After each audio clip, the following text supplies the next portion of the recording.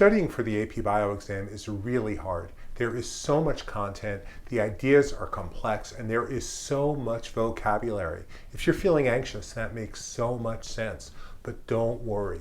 In this video, we're going to review in depth the 25 most important topics in AP Bio. I'm Glenn Wolkenfeld, Mr. W. I love teaching biology so much that I sing songs about biology on my Science Music Videos YouTube channel. I'm also the creator of the Biomania AP Bio App and the learn-biology.com AP Bio learning system. I want to tell you right now that in your studying for the AP Bio exam, learn-biology.com can be a game changer for you. It's got interactive tutorials, flashcards, interactive quizzes, and tap challenge games that will make learning biology efficient and fun and get you over the finish line with that 4 or 5 that you're hoping for. Sign up today at learn-biology.com/APbiology. Before we get into our review, I want to encourage you to download our ultimate AP Bio review checklist. Studying for an exam like this is about identifying what you don't know and then filling the gaps. Our checklist can really help. You can download it at apbiosuccess.com/checklist. Topic 1, water and hydrogen bonding. First thing to note is that water is a polar molecule. There's unequal electron sharing between oxygen and hydrogen. And so there's a partial negative region over here. There's partial positive regions over here. Note that hydrogen bonds are intermolecular bonds. They're between molecules, not within molecules like covalent bonds or ionic bonds or anything like that. What's happening is that the oxygen is partially negative, the hydrogen is partially positive, and the hydrogen bond is a weak bond that forms between those two areas. Hydrogen bonds are much weaker, much weaker than covalent bonds, ionic bonds, any of those intramolecular bonds. The key idea is that hydrogen bonds are everywhere. They're not just within water. They're essential in biology in general. So in this example, there are 2 hydrogen bonds. This is between the nitrogenous base adenine and thymine.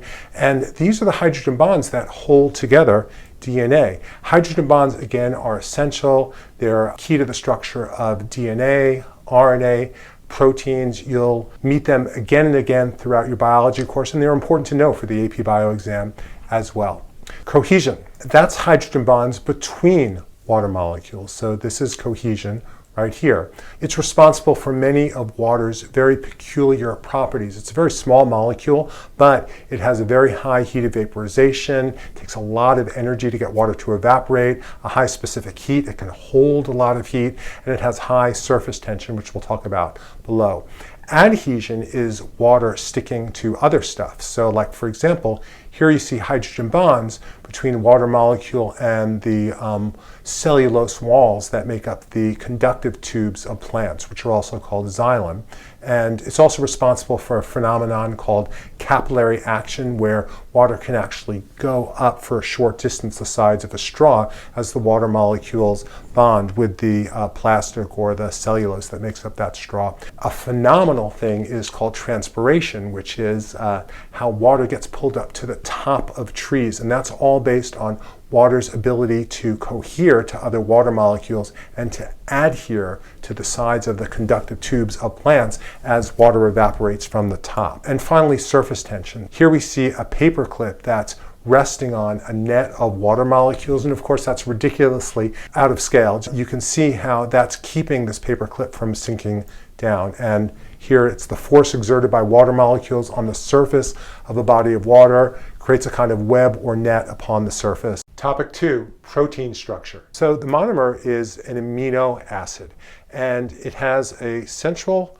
carbon over here, and connected to that carbon is an amine group over here that makes this basic in its structure, but over here on the other side it's got a carboxyl group, and that makes it acidic. So therefore it's an amino acid. There's a hydrogen atom attached to the central carbon, and then there's a variable group or an R group, and there are 20 variations, and that's true of all life. All life is built of the same 20 amino acids. That R group is also called a side chain, and it can be polar, nonpolar, acidic, or basic. There are 4 levels of protein structure. This is a super important topic. In this diagram, A1, A2, A3, those all represent different amino acids. So the sequence of amino acids that make up a polypeptide, that's what you call multiple amino acids linked together, that's primary structure. Proteins aren't really built by enzymes in the way that everything else is. They're built by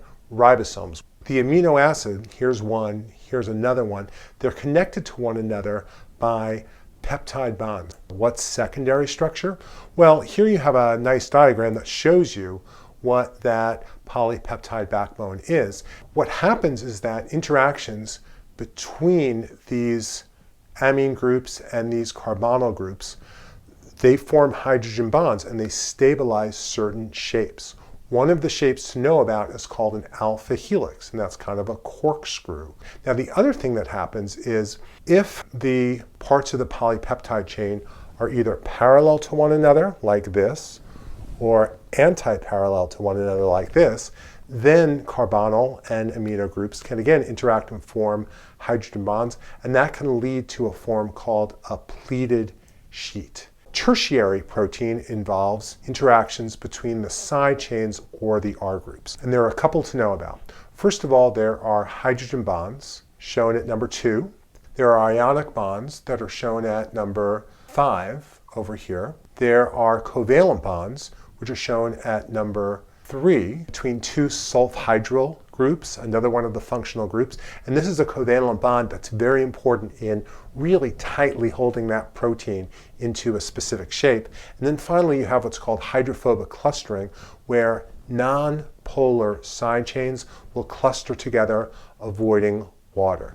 Down here, you see myoglobin, which is an oxygen storing protein that's found within muscle tissue. That's a tertiary protein folded into a specific shape. Quaternary structure involves multiple polypeptides that interact with one another to create the final form of the protein. Those interactions might be hydrogen bonds, they might be ionic bonds, they might be hydrophobic interactions. In this diagram, actually, you can see all 4 of the levels. So here's the primary structure. Here's an alpha helix secondary structure. This hairpin turn is actually part of the tertiary structure over here. And then you have multiple polypeptides interacting. This molecule looks a lot like hemoglobin. Topic 3, membrane transport. Diffusion is called passive transport, and that's because it requires no cellular energy. There are 2 forms. The first is simple diffusion across the phospholipid bilayer. That's what's shown up here. There are 2 things that can do simple diffusion. The first are any small non-polar molecules such as oxygen, nitrogen, carbon dioxide. The second are non-polar substances such as steroid hormones or fats. Facilitated diffusion is for polar molecules and ions that can't diffuse across the phospholipid bilayer.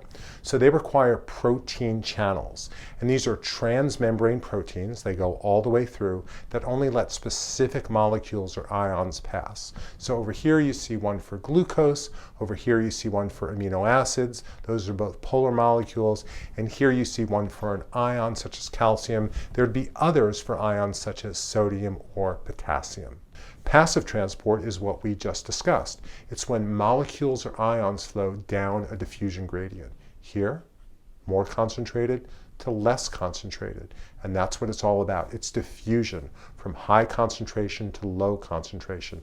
It relies on the kinetic energy of the diffusing molecules or ions.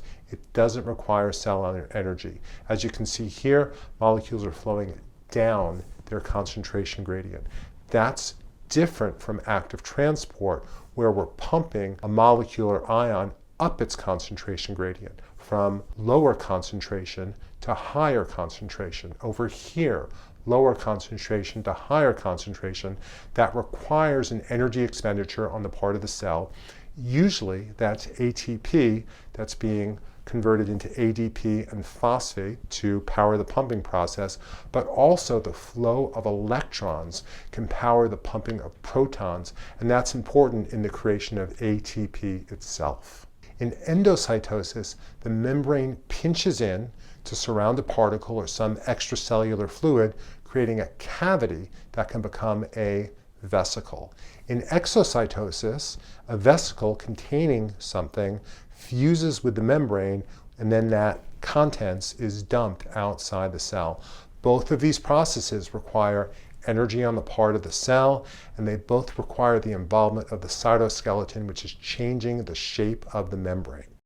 Membrane transport continued, osmosis. So let's start by defining what osmosis is. It's the diffusion of water. Water diffuses like everything else, and that means that water is going to move from higher to lower concentration. Water flows down its diffusion gradient, just like everything else, from hypotonic to hypertonic. Those are essential terms to know. Hypotonic means relatively more water and relatively less solute. And these terms are not absolute. They're always relative to another solution. So in this diagram, this side is hypotonic. It has a higher percentage of water molecules. It has a lower percentage of solute molecules. This side is hypertonic. And that means that it has relatively less water, a lower percentage of water molecules, and a higher percentage of solute molecules. But that's this compared to this. Now, what is that going to do? That's going to have water move down its concentration gradient, which means it'll move from here to here. After osmosis takes place, it'll look like this over here. This level will go down. This level will go up. The water actually is getting pushed up on this side. That's called osmotic pressure. It has enormous consequence. And the thing for you to memorize is that water diffuses from hypotonic to hypertonic.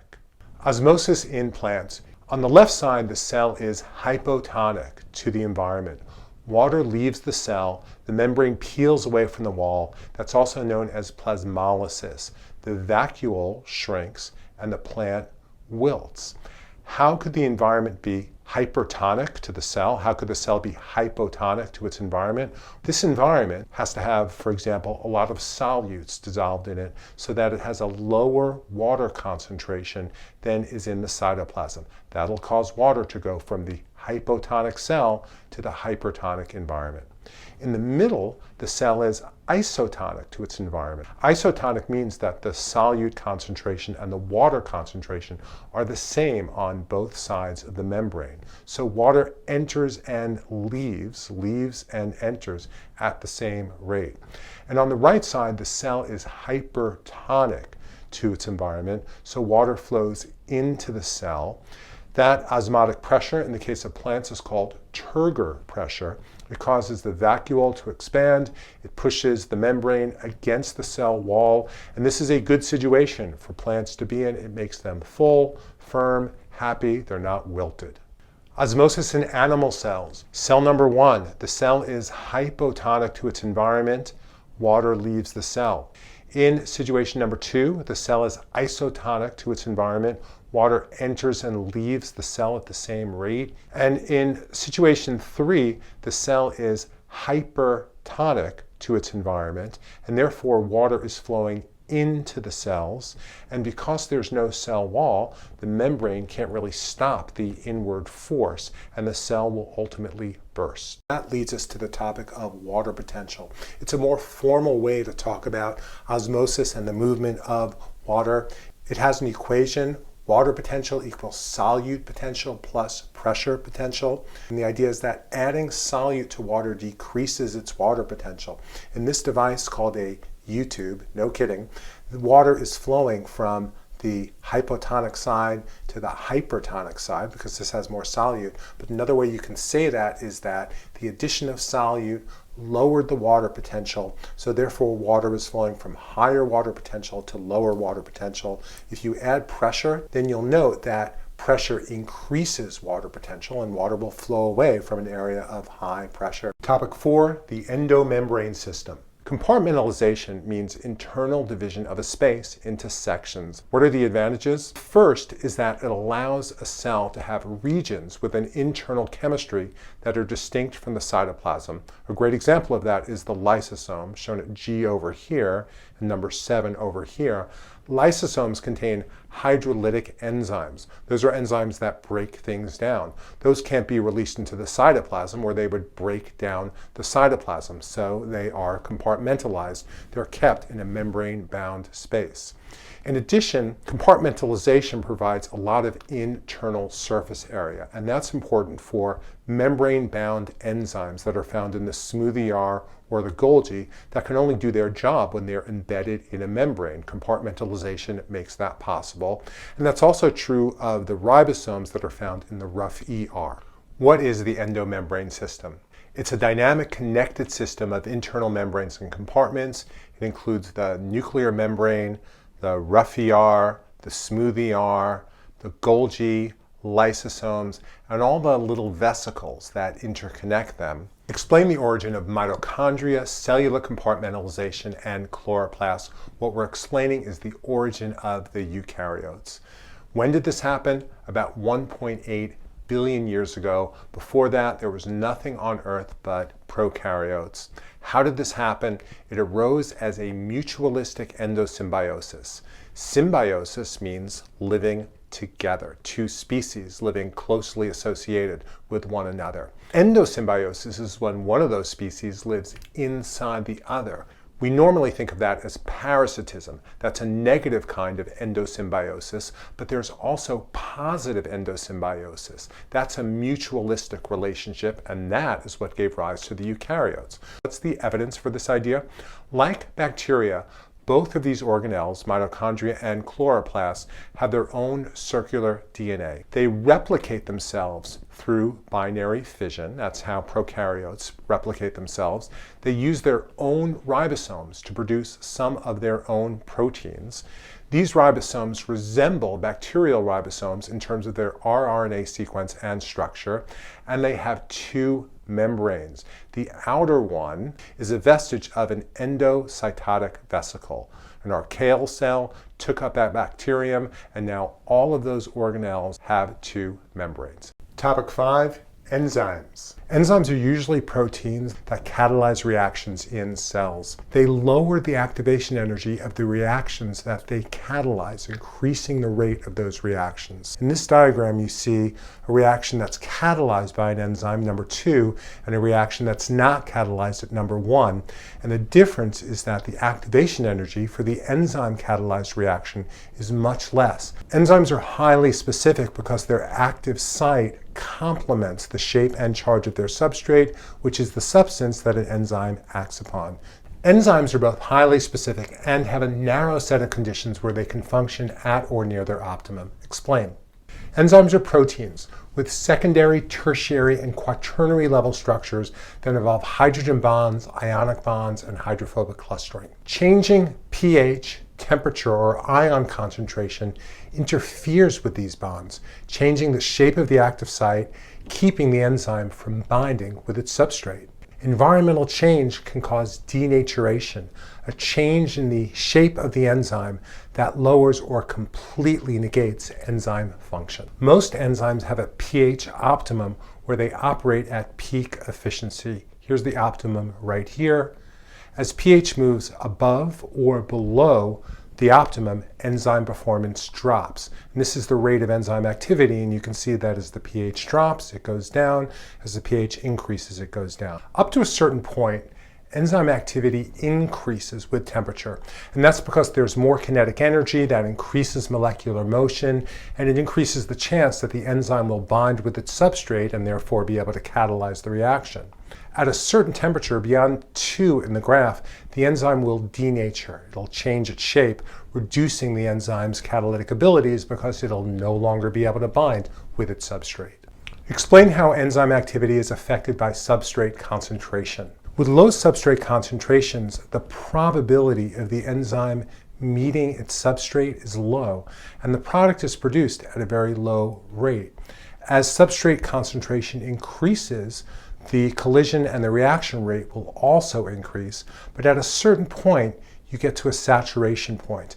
And at that point, all the enzymes have their active sites interacting with substrates, so there's a peak in the rate and you don't go any higher. In competitive inhibition, a foreign molecule, one that's not part of the cell or the organism, that's not the enzyme substrate, so this is number 4 over here, blocks the enzyme's active site. And that keeps the substrate from binding. Here's the substrate. And that inhibits the rate of the reaction. It's inhibiting by competing for the active site. In non-competitive inhibition, which is shown over here, a foreign molecule, not one that's part of the organism, binds away from the active site at a region that's called the allosteric site over here. So here's the allosteric site, here's the allosteric site that's occupied by this foreign molecule. Binding at the allosteric site causes a ripple effect throughout the protein that causes a change in the shape of the active site. Therefore, the substrate can no longer bind at the active site, and that diminishes or blocks enzyme activity. Topic 6, photosynthesis. In photosynthesis, using light energy, here's the sun, photoautotrophs like plants combine carbon dioxide and water to create carbohydrates. That's what the plant is made of. Oxygen is released as a waste product. It's the source of biomass and the base of almost every food chain. The formula is 6 CO2, 6 carbon dioxides, plus 6 H2O, 6 waters, with light energy to power the reaction, are combined into glucose, C6H12O6, and 6 oxygens. We start with the light reactions, that's on this side of this diagram, and it converts light energy into chemical energy, and that chemical energy is in the form of ATP and NADPH. NADPH is like NADH, it's an electron carrier. The Calvin cycle is the second phase of photosynthesis, and it converts the chemical energy that's in NADPH and ATP into carbohydrate, and it does that by using carbon dioxide as an input, and it fixes that low energy gas into high energy sugars. Chlorophyll is the pigment that absorbs light energy in photosynthesis. An absorption spectrum shows the amount of light absorbed at different light wavelengths by a pigment, by a substance that absorbs light energy. And chlorophyll has 2 forms. They're different based on this functional group. Here's chlorophyll B, here's chlorophyll A, and you can see that they both absorb most energy in the blue part of the spectrum and in the red part of the spectrum, but very little in the green part of the spectrum. And that's why leaves are green, because leaves are reflecting green light, whereas they're absorbing other light wavelengths. The action spectrum, which looks a little bit different from the absorption spectrum that we just looked at, shows how various light wavelengths drive photosynthesis. And blue and red drive the most photosynthesis, and green drives very little. In terms of the structure of the chloroplast itself, there are thylakoids shown at number 5 over here. Those are membrane-bound sacs, and they contain the membrane-bound photosystems and chlorophyll for the light reactions of photosynthesis. They're organized into these stacks called grana, and surrounding them is the stroma, which is essentially the cytoplasm of the chloroplast. It contains DNA, it contains ribosomes, and it's where the Calvin cycle occurs, so that's where carbohydrates are actually created. Describe how the light reactions of photosynthesis create ATP. Photoexcitation of chlorophyll in photosystem 2 leads to a flow of electrons along an electron transport chain in the thylakoid membrane. That electron transport chain, that's an electrical current, and it powers a device. In this case, the device is a proton pump that's embedded in the thylakoid membrane, and that pumps protons from the stroma into the thylakoid space. So here's the stroma, here's the thylakoid space, and that creates a chemiosmotic gradient. There are all these protons that are over here, and there are very few over here. It took energy to do that. And that gradient is a diffusion gradient, and it's also an electrical gradient. And that causes these protons to want to diffuse from the thylakoid space back to the stroma. They can't do it through any part of the thylakoid membrane except through this channel that's called ATP synthase. The ATP synthase channel is also an enzyme, and as protons diffuse through, the kinetic energy of those protons is used to power an endergonic reaction of taking DP and phosphate and making it into ATP. Now note that there's also this water splitting complex that's part of photosystem 2. And what it does is it takes water molecules, splits them apart to create oxygen, that's a waste product, but also to create protons. And those protons accumulate in the thylakoid space. That enhances the gradient and it powers additional ATP production. Describe how the light reactions create reducing power, NADPH, that can be used in the Calvin cycle. So we're going to start over here. We're looking at photosystem 1. Photoexcitation of chlorophylls in photosystem 1 is how the process starts. That creates a flow of electrons that's flowing through the electron transport chain of photosystem 1. And over here, those electrons flow to this enzyme. It's called NADP plus reductase, and that reduces NADP plus into NADPH.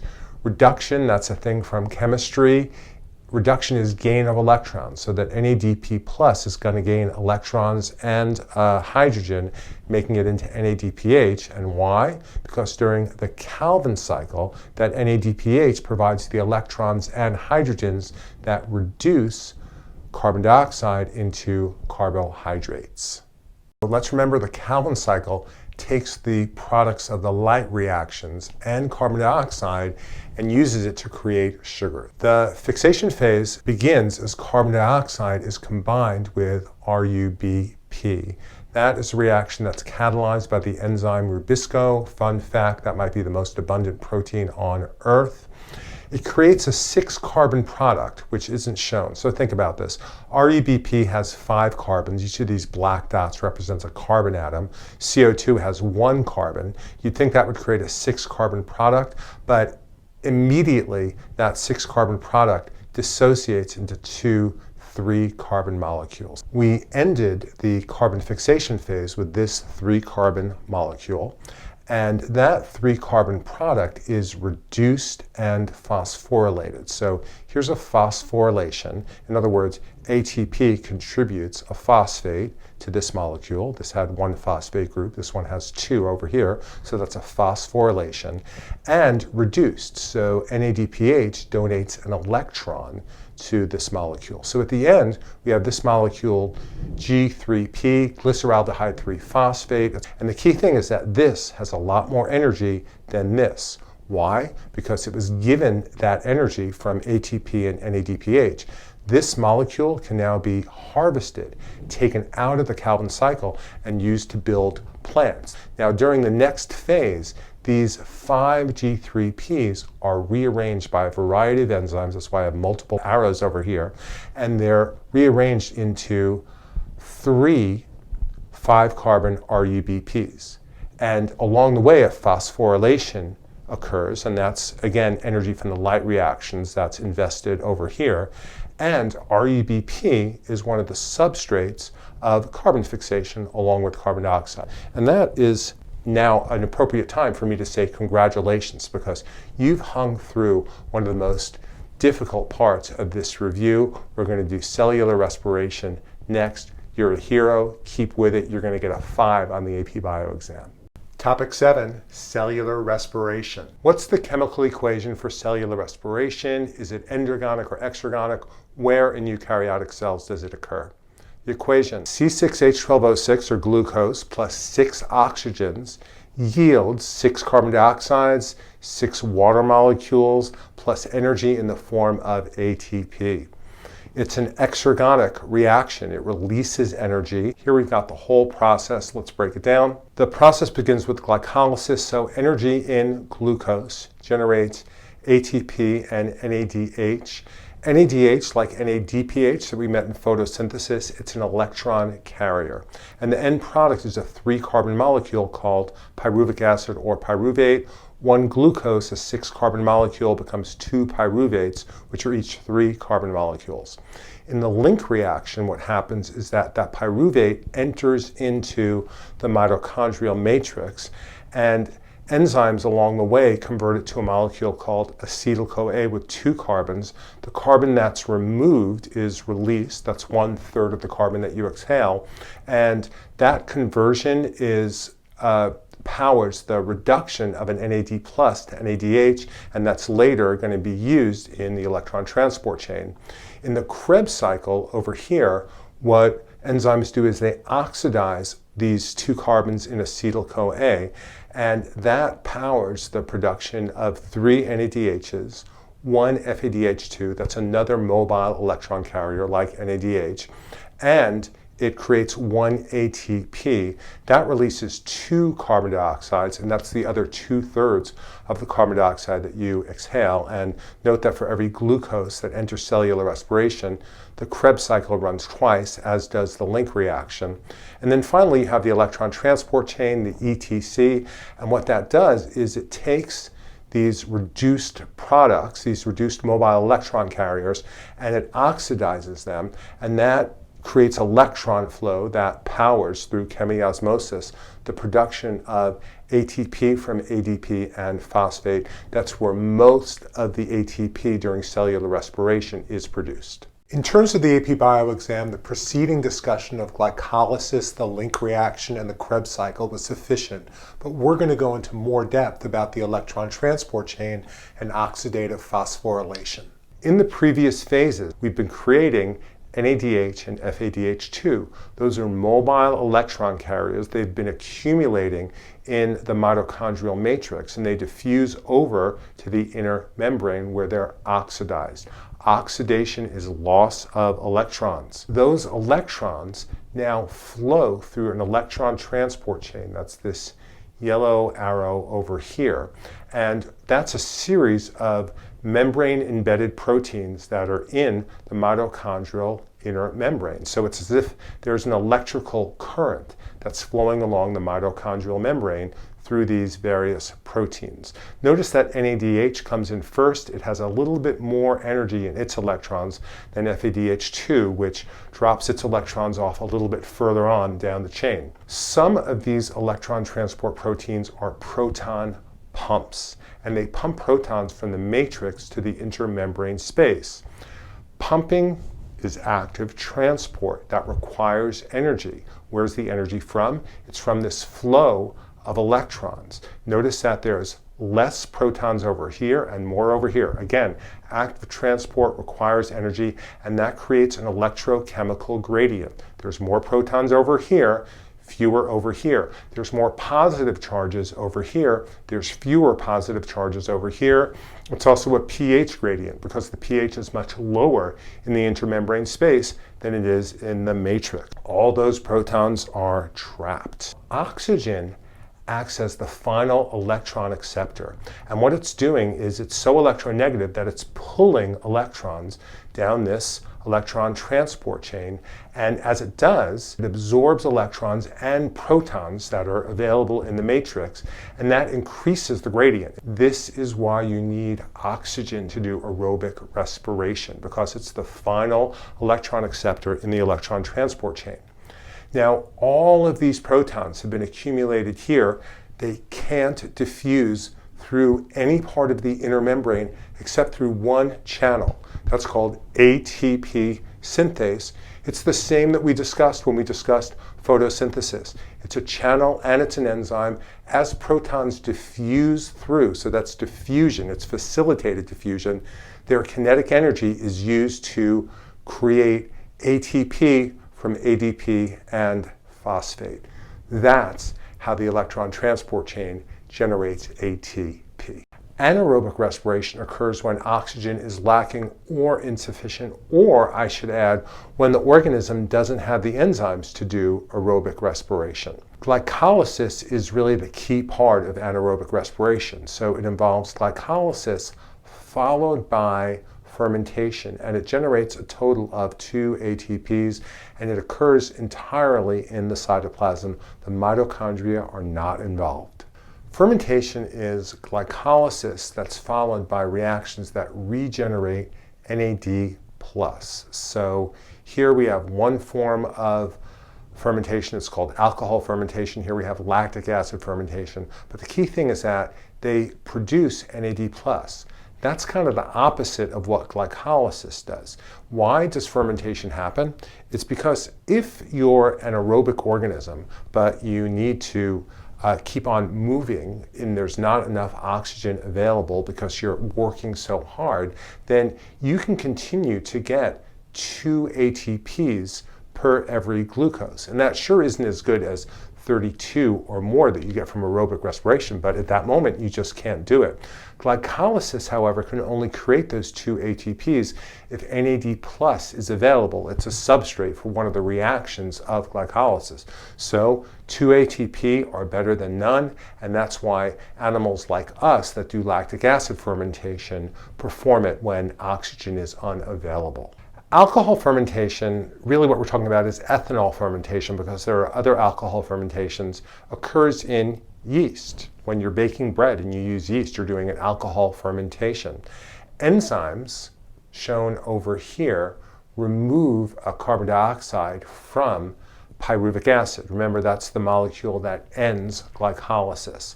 That produces acetaldehyde, and acetaldehyde is then, by other enzymes, reduced to ethanol.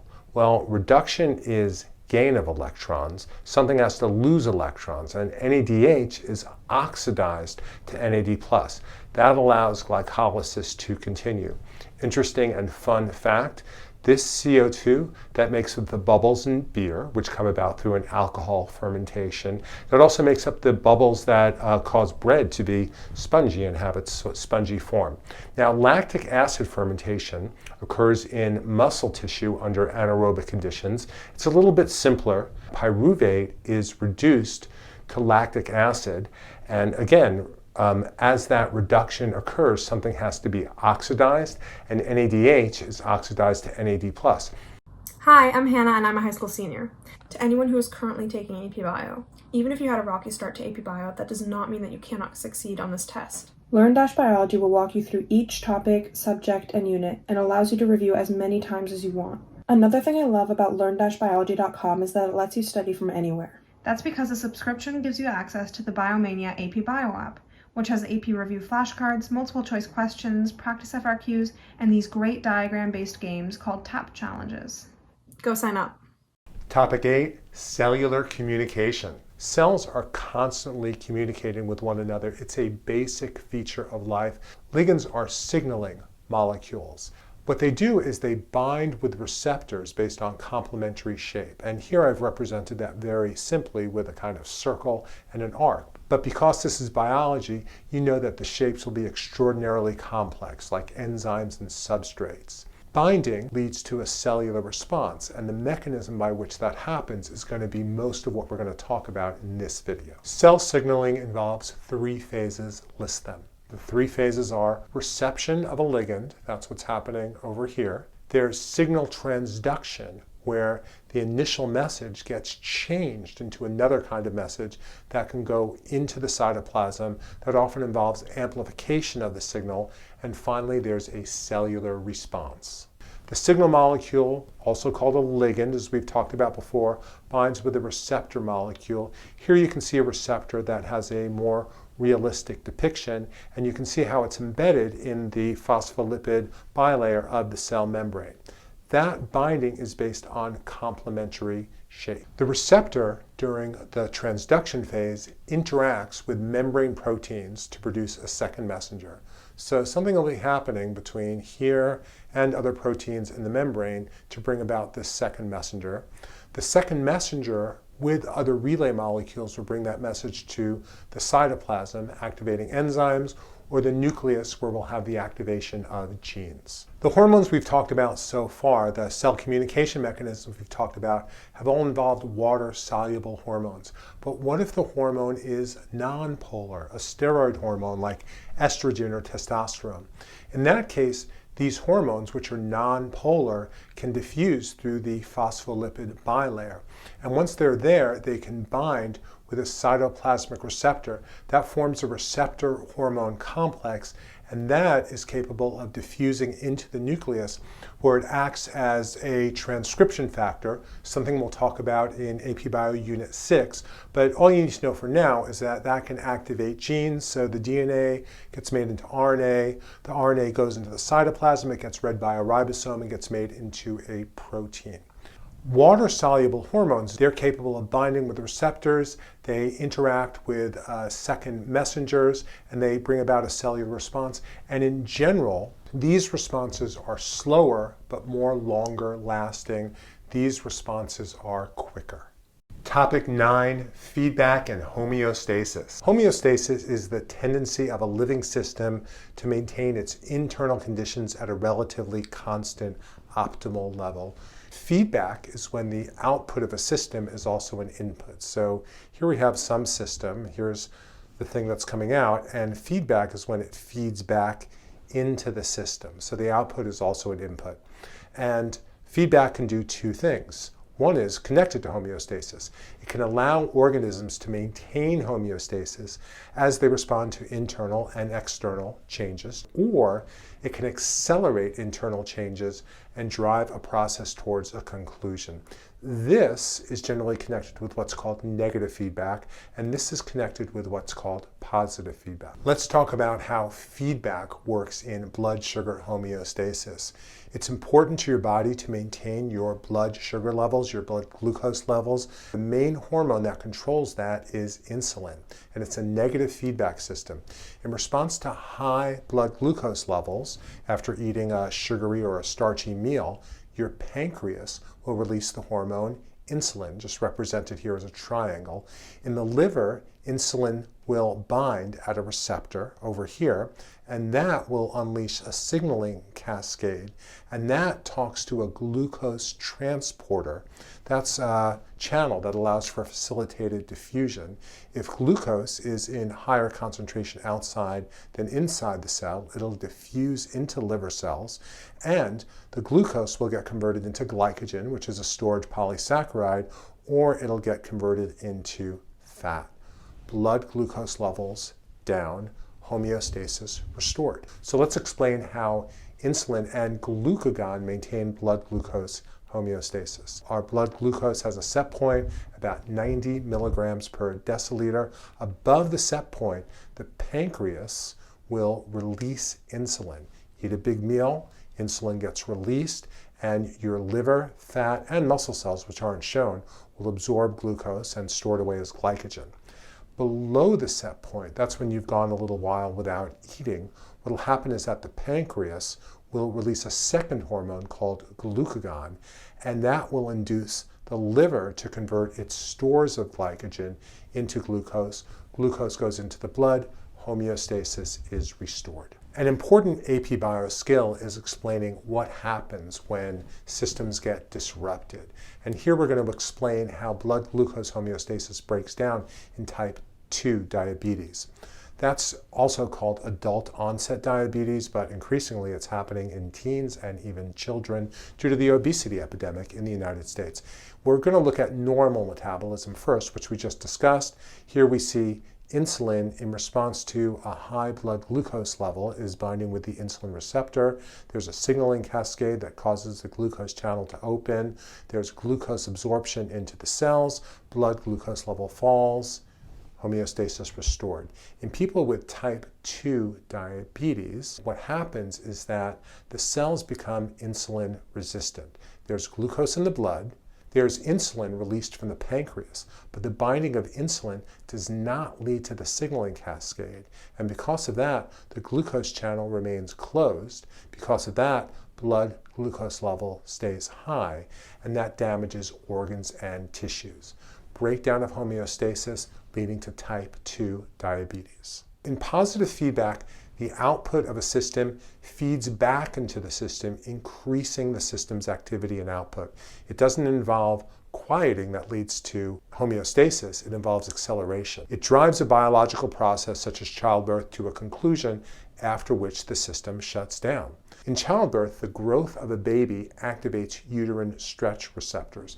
The uterus, among other things, is a big muscle. When that muscle is stretched out, it sends messages to the brain.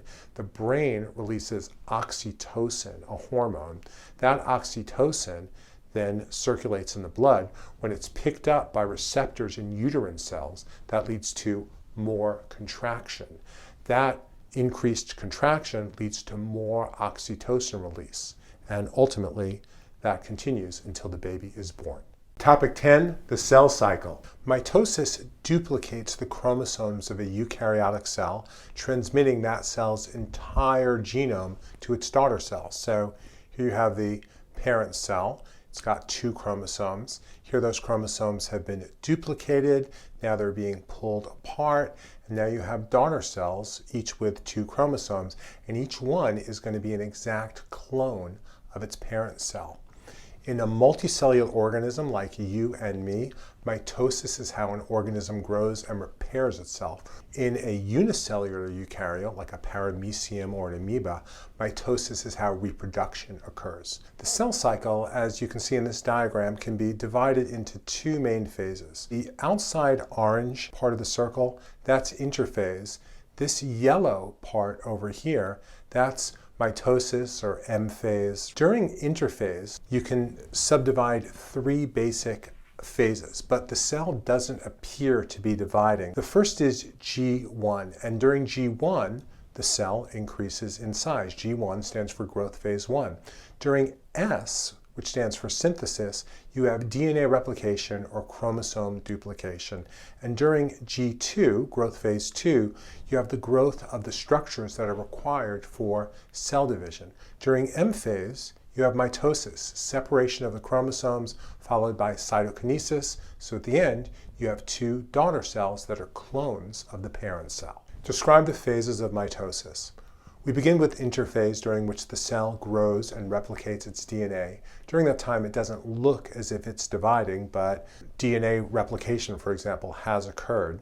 During prophase, chromosomes, which are spread out as what's called chromatin during interphase, they condense into these X-like structures. The nuclear membrane disintegrates, and a spindle apparatus, which is these fibers over here, you can see the entire apparatus in the next phase, start to grow from each centrosome. During metaphase, the spindle fibers grab onto the chromosomes and they pull and push them to the cell equator. If you can sort of imagine a line running down from top to bottom, that would be the cell equator. I talked about this X-like formation that the chromosomes are in. That's because each chromosome is doubled and consists of 2 clones called sister chromatids. During anaphase, the spindle pulls the sister chromatids apart and starts dragging them to the opposite ends of the cell. At the same time, there are what are called non-kinetochore microtubules. A kinetochore is like a handle on the chromosomes that these spindle fibers use to pull the chromosomes apart. But there are other fibers that basically push on one another, and that causes the cell to elongate. During telophase, a new nuclear membrane starts to grow around each set of chromosomes. The chromosomes spread out into their interphase formation, so you can't really see them anymore. And a nucleolus reappears in each cell. It disappeared during interphase. The nucleolus makes ribosomes, and ribosome production shuts down during most of mitosis. Finally, during cytokinesis, the cell splits apart into 2 daughter cells. Not all cells go through the entire cell cycle. So if you have highly specialized cells, like a nerve cell or a muscle cell, they'll leave the cell cycle and they'll enter into G0, after which they won't divide. Certain stimuli, however, can induce cells in G0 to re-enter the cell cycle. But for the most part, the nerve cells that you have are the nerve cells that you're going to have, which is why a traumatic spinal cord injury is something that you can't recover from. Cell cycle checkpoints are moments when the cell checks its internal conditions and decides whether to progress to the next phase of the cell cycle.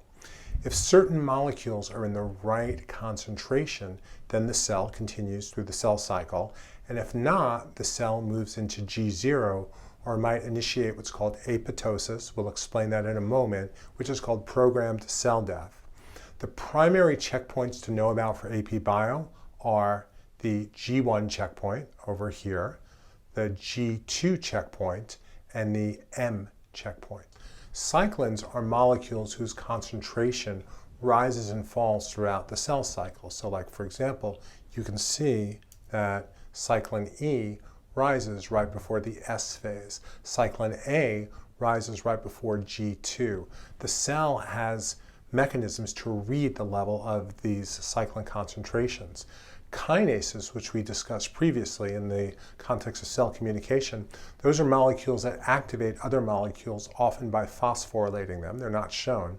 And cyclin-dependent kinases, or CDKs, are kinases that respond to rising and falling levels of cyclin levels. CDKs, here they are over here, are present at a constant level throughout the cell cycle.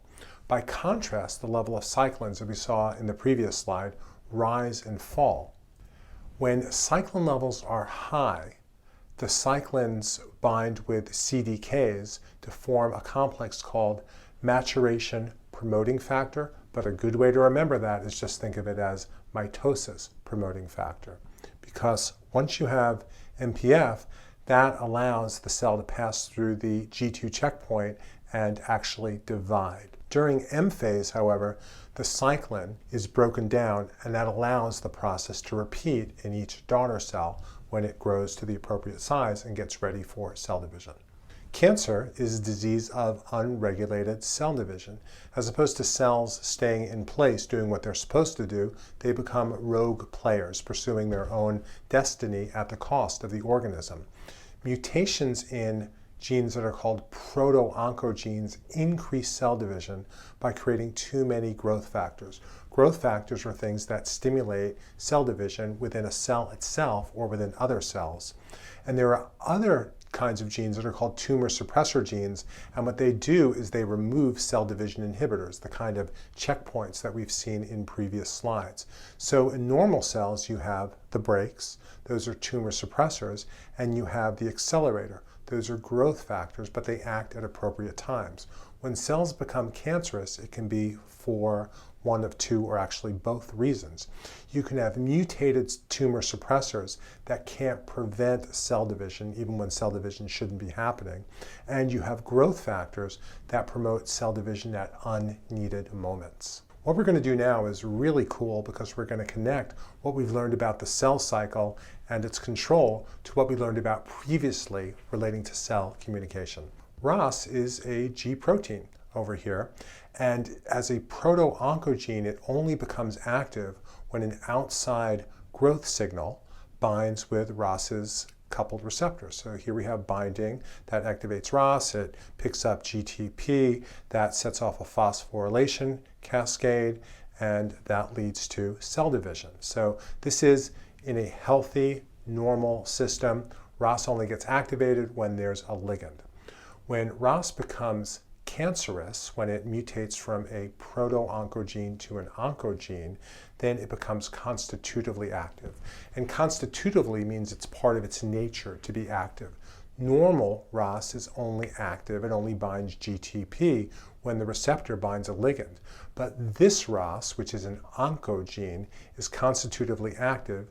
It's binding GTP even in the absence of a growth signal, and because it's always active, the growth factor over here is overproduced, and that results in too much cell division.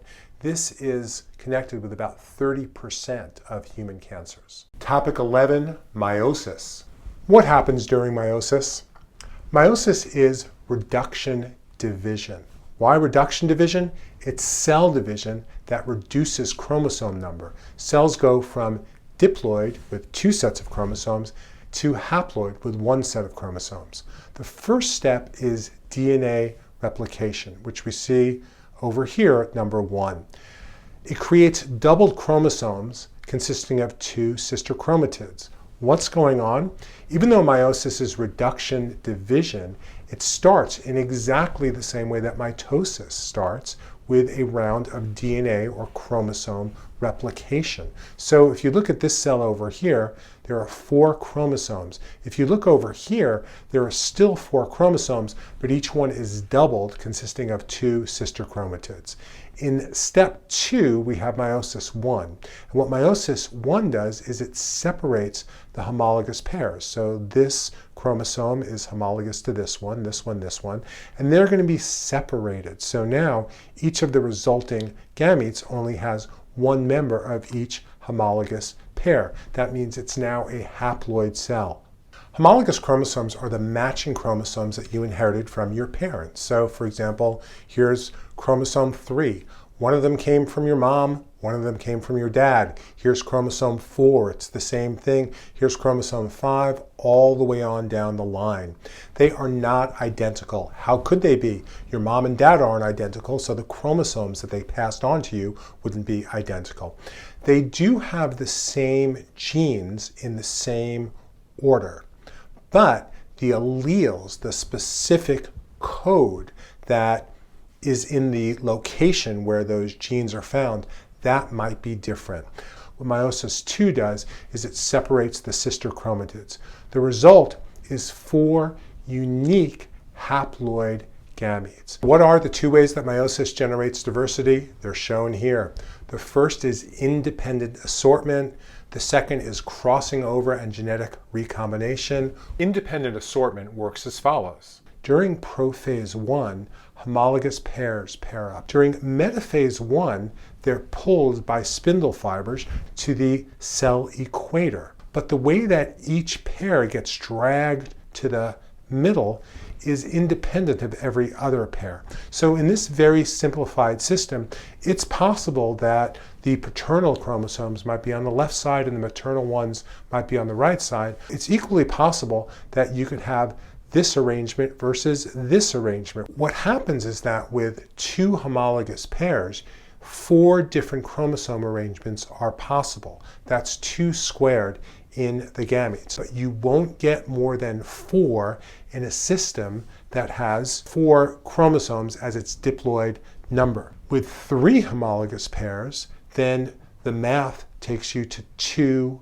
cubed, 8 possible arrangements. With 23 pairs, like we have in Homo sapiens, you have 2 to the 23rd possible arrangements. That's the chance that any 2 sperm cells or any 2 egg cells would have exactly the same array of maternal and paternal chromosomes. Independent assortment is a phenomenal engine for creating diversity, but there's yet another one in meiosis. That's crossing over. What is crossing over and how does it create variation? When those homologous pairs pair up during prophase 1, they don't only embrace, they embrace in such an intense way that they actually exchange parts.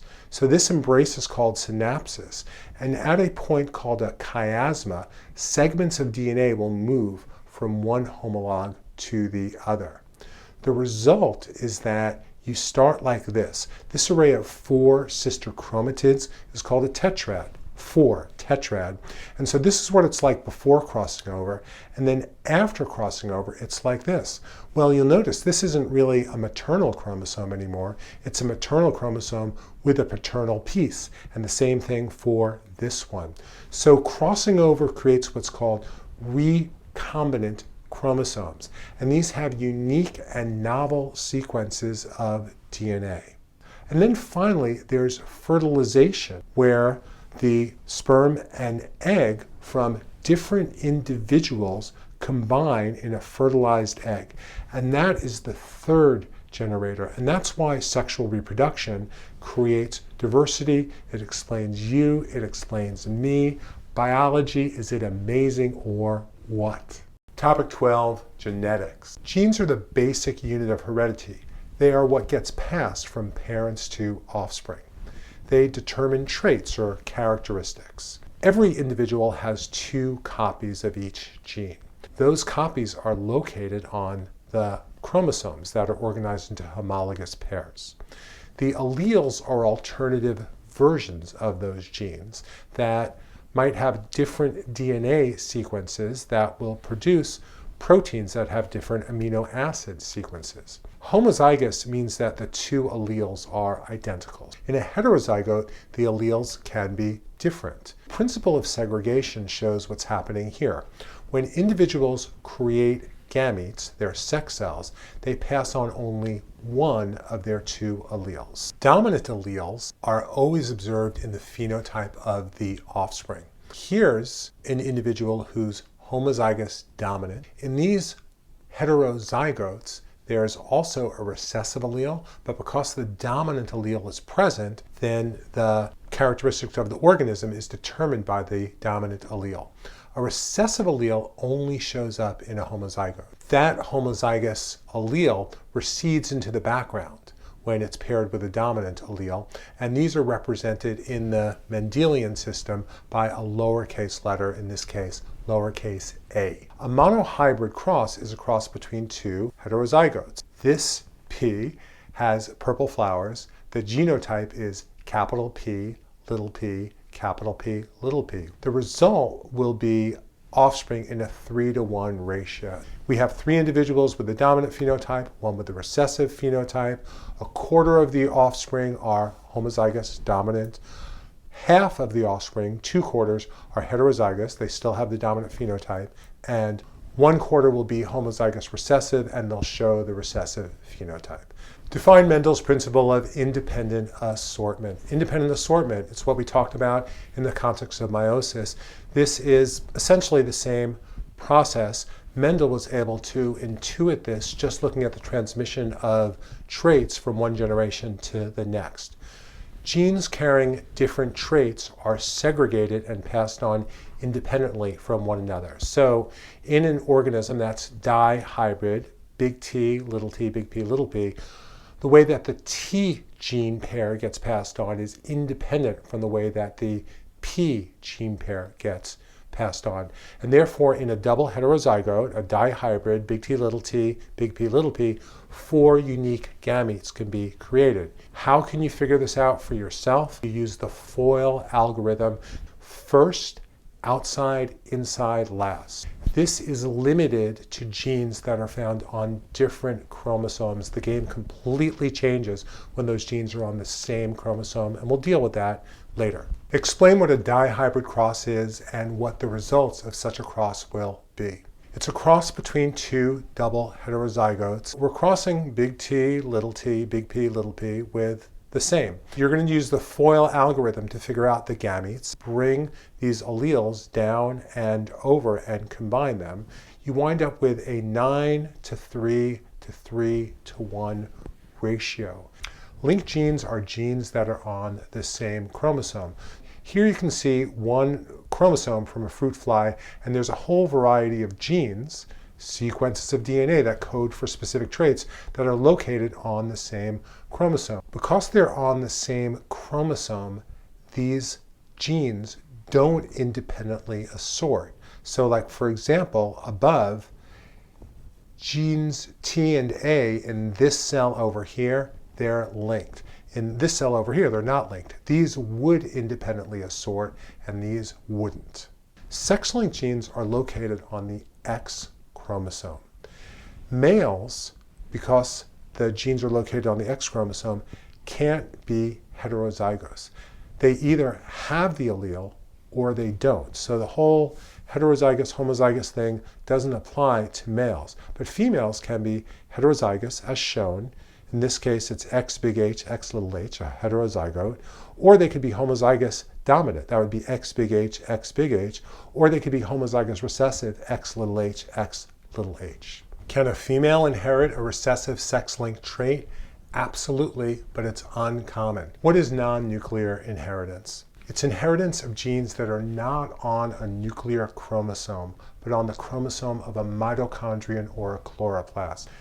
These genes that are on mitochondria or chloroplasts are only passed on to the offspring through the female gamete. Mom passes on the mitochondrial gene to all of her offspring, male and female. What is incomplete dominance? This is when the phenotype of the heterozygote is different from and usually intermediate between either of the homozygous phenotypes. Neither allele is dominant. The F1 generation, they're all hybrids, C big R, C big W, but they're pink. Explain how the same genotype can result in different phenotypes under different environmental conditions. This is also known as an environment-genotype interaction. And what happens is that factors in the environment influence gene expression, and that leads to variation in the subsequent phenotype. And note that this is the norm, not the exception. If you have hydrangeas in your yard, you can determine the color of the hydrangeas, because the flower color is determined not by genes but by the acidity of the soil. We're just about at the halfway point, and I wanted to tell you about a really fun and educational way to take a break. On the Biomania AP Bio App, I've got these games called Tap Challenges that will teach you so much about the complex diagrams that you have to contend with in AP Biology. Download Biomania, you can play with 2 of them for free, but then go to learn-biology.com, sign up for a subscription for $24.95, and that way you also get access to the Biomania AP Bio App. I hope you do it now, and I hope you keep on learning. Topic 13, DNA structure and replication. DNA is a double-stranded helical molecule composed of nucleotide monomers. They consist of a 5-carbon sugar called deoxyribose, hence deoxyribonucleic acid, a phosphate group, and one of 4 nitrogenous bases. So each strand consists of covalently bonded deoxyribose sugars and phosphate groups, which comprise DNA's sugar-phosphate backbone. Within the helix, bases with complementary shapes bind through hydrogen bonds. The bonding follows base pairing rules. Adenine binds only with thymine, A binds with T. Guanine binds only with cytosine, G binds with C. The 4 bases can occur in any order. That allows the sequence to be an informational code that specifies sequences of RNA and protein.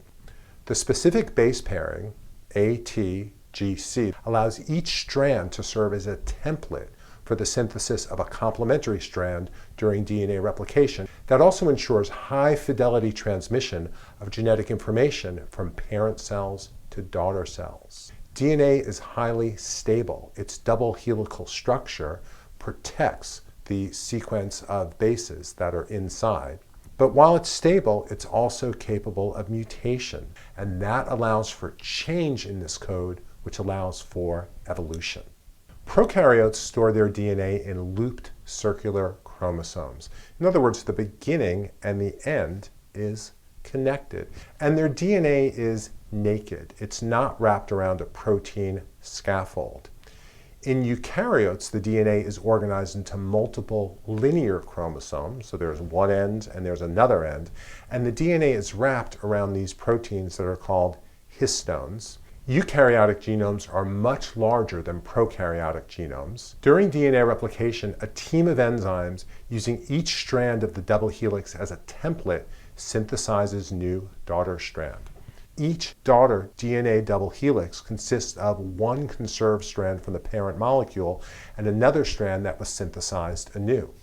You can see that represented here with a kind of color coding where the parent strand has both strands colored red, and you can see in the daughter strands, one strand is red, conserved, one strand is orange, new. That method of replication is known as semi-conservative replication. Describe how DNA replication starts. The process begins when an enzyme called helicase over here at B finds a sequence called the origin of replication that basically says start replicating here and separates the double-stranded DNA. This exposes 2 single strands and it creates a structure that's called a replication fork. This is a replication fork. This is DNA helicase that's opening up the parent strand, exposing the nucleotides in the 2 daughter strands. DNA polymerase is this enzyme shown over here and over here. It's the key enzyme involved in creating new DNA. What DNA polymerase does is it binds new nucleotides to the 3' end of a growing strand, and that's a sugar-phosphate bond. DNA polymerase has a limitation. It can only add nucleotides to an existing strand. So to start the process, DNA polymerase needs an RNA primer, a couple of bases of RNA that DNA polymerase can start connecting DNA nucleotides to. Here's the primer shown over here. Here it's shown and it's represented by number 4. There's another enzyme that can come to an open replication fork and start laying down that primer, and that's represented here at 5. It's called primase. The single strand binding proteins are shown at 8. they keep the double helix from rewinding so that all of these other enzymes can get into place and carry out replication. In each replication fork, there's going to be a leading strand and a lagging strand. In the leading strand, which is shown over here at J, DNA replication is relatively continuous because DNA polymerase at G is following the opening replication fork that's being created by helicase over here. In the lagging strand, which is shown at L, DNA polymerase synthesizes in the opposite direction from the opening replication fork. What that means is that on the lagging strand, DNA replication is discontinuous, and it's built from short sequences that are called Okazaki fragments, named after the researchers who discovered that this is how the process works. DNA polymerase 1, shown over here at K, removes the RNA primers. Here's one over here, here's a whole bunch over here, and it replaces the RNA with DNA. Another enzyme called DNA ligase is required to finish the process and create the complete daughter strands. What it does is it seals the gaps between fragments with sugar phosphate bonds. Topic 14, Transcription and Translation. Explain the overall flow of genetic information within cells. This is the central dogma of molecular genetics, which is DNA makes RNA makes protein. Information flows from a sequence of DNA triplets to a sequence of mRNA codons to a sequence of amino acids. Transcription is the creation of RNA, which we see over here in blue, from DNA. Every gene begins with a promoter region that indicates that that's where the gene starts. And during transcription, an enzyme called RNA polymerase binds with the promoter on DNA. Then it transcribes the sequence of DNA bases on DNA's template strand into a sequence of RNA. RNA polymerase reads the DNA in the 3' to 5' direction and synthesizes new RNA in the 5' to 3' direction.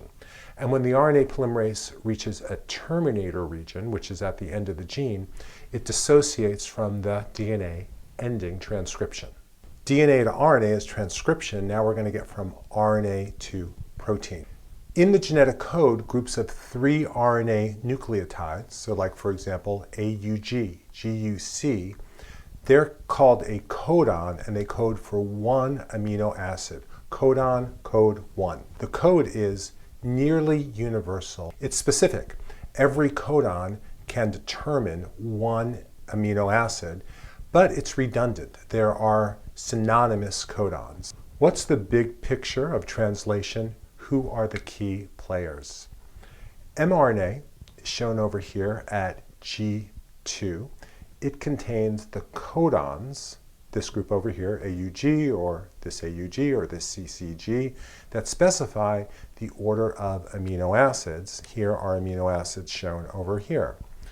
The ribosome connects amino acids to create a polypeptide. Ribosome is represented as K, and what it does is it'll connect, for example, this amino acid, proline, to this growing chain of amino acids. A chain of amino acids is also referred to as a polypeptide. Remember, that's the first level of protein structure, the linear sequence of amino acids.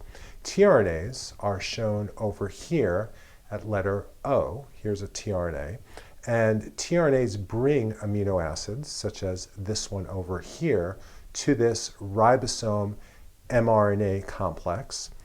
tRNAs have an anticodon, such as this over here, GGG, letter H, and an amino acid binding site over here. Ribosomes are general purpose protein factories. They can take any mRNA, which is what brings it information, and convert it into any sequence of amino acids. They're the enzymes that string together amino acids to form polypeptides, and they do that following the instructions in mRNA. Describe how translation protein synthesis begins. Processed mRNA, that means mRNA that's ready to be translated, that doesn't have any introns in it, leaves the nucleus. It'll leave through a nuclear pore. the small ribosomal subunit will bind with the mRNA and make its way over to the start codon, which is AUG. That's where translation begins. That small subunit then waits for a tRNA with a matching anticodon to bind with the start codon. This first tRNA is carrying the first amino acid, methionine.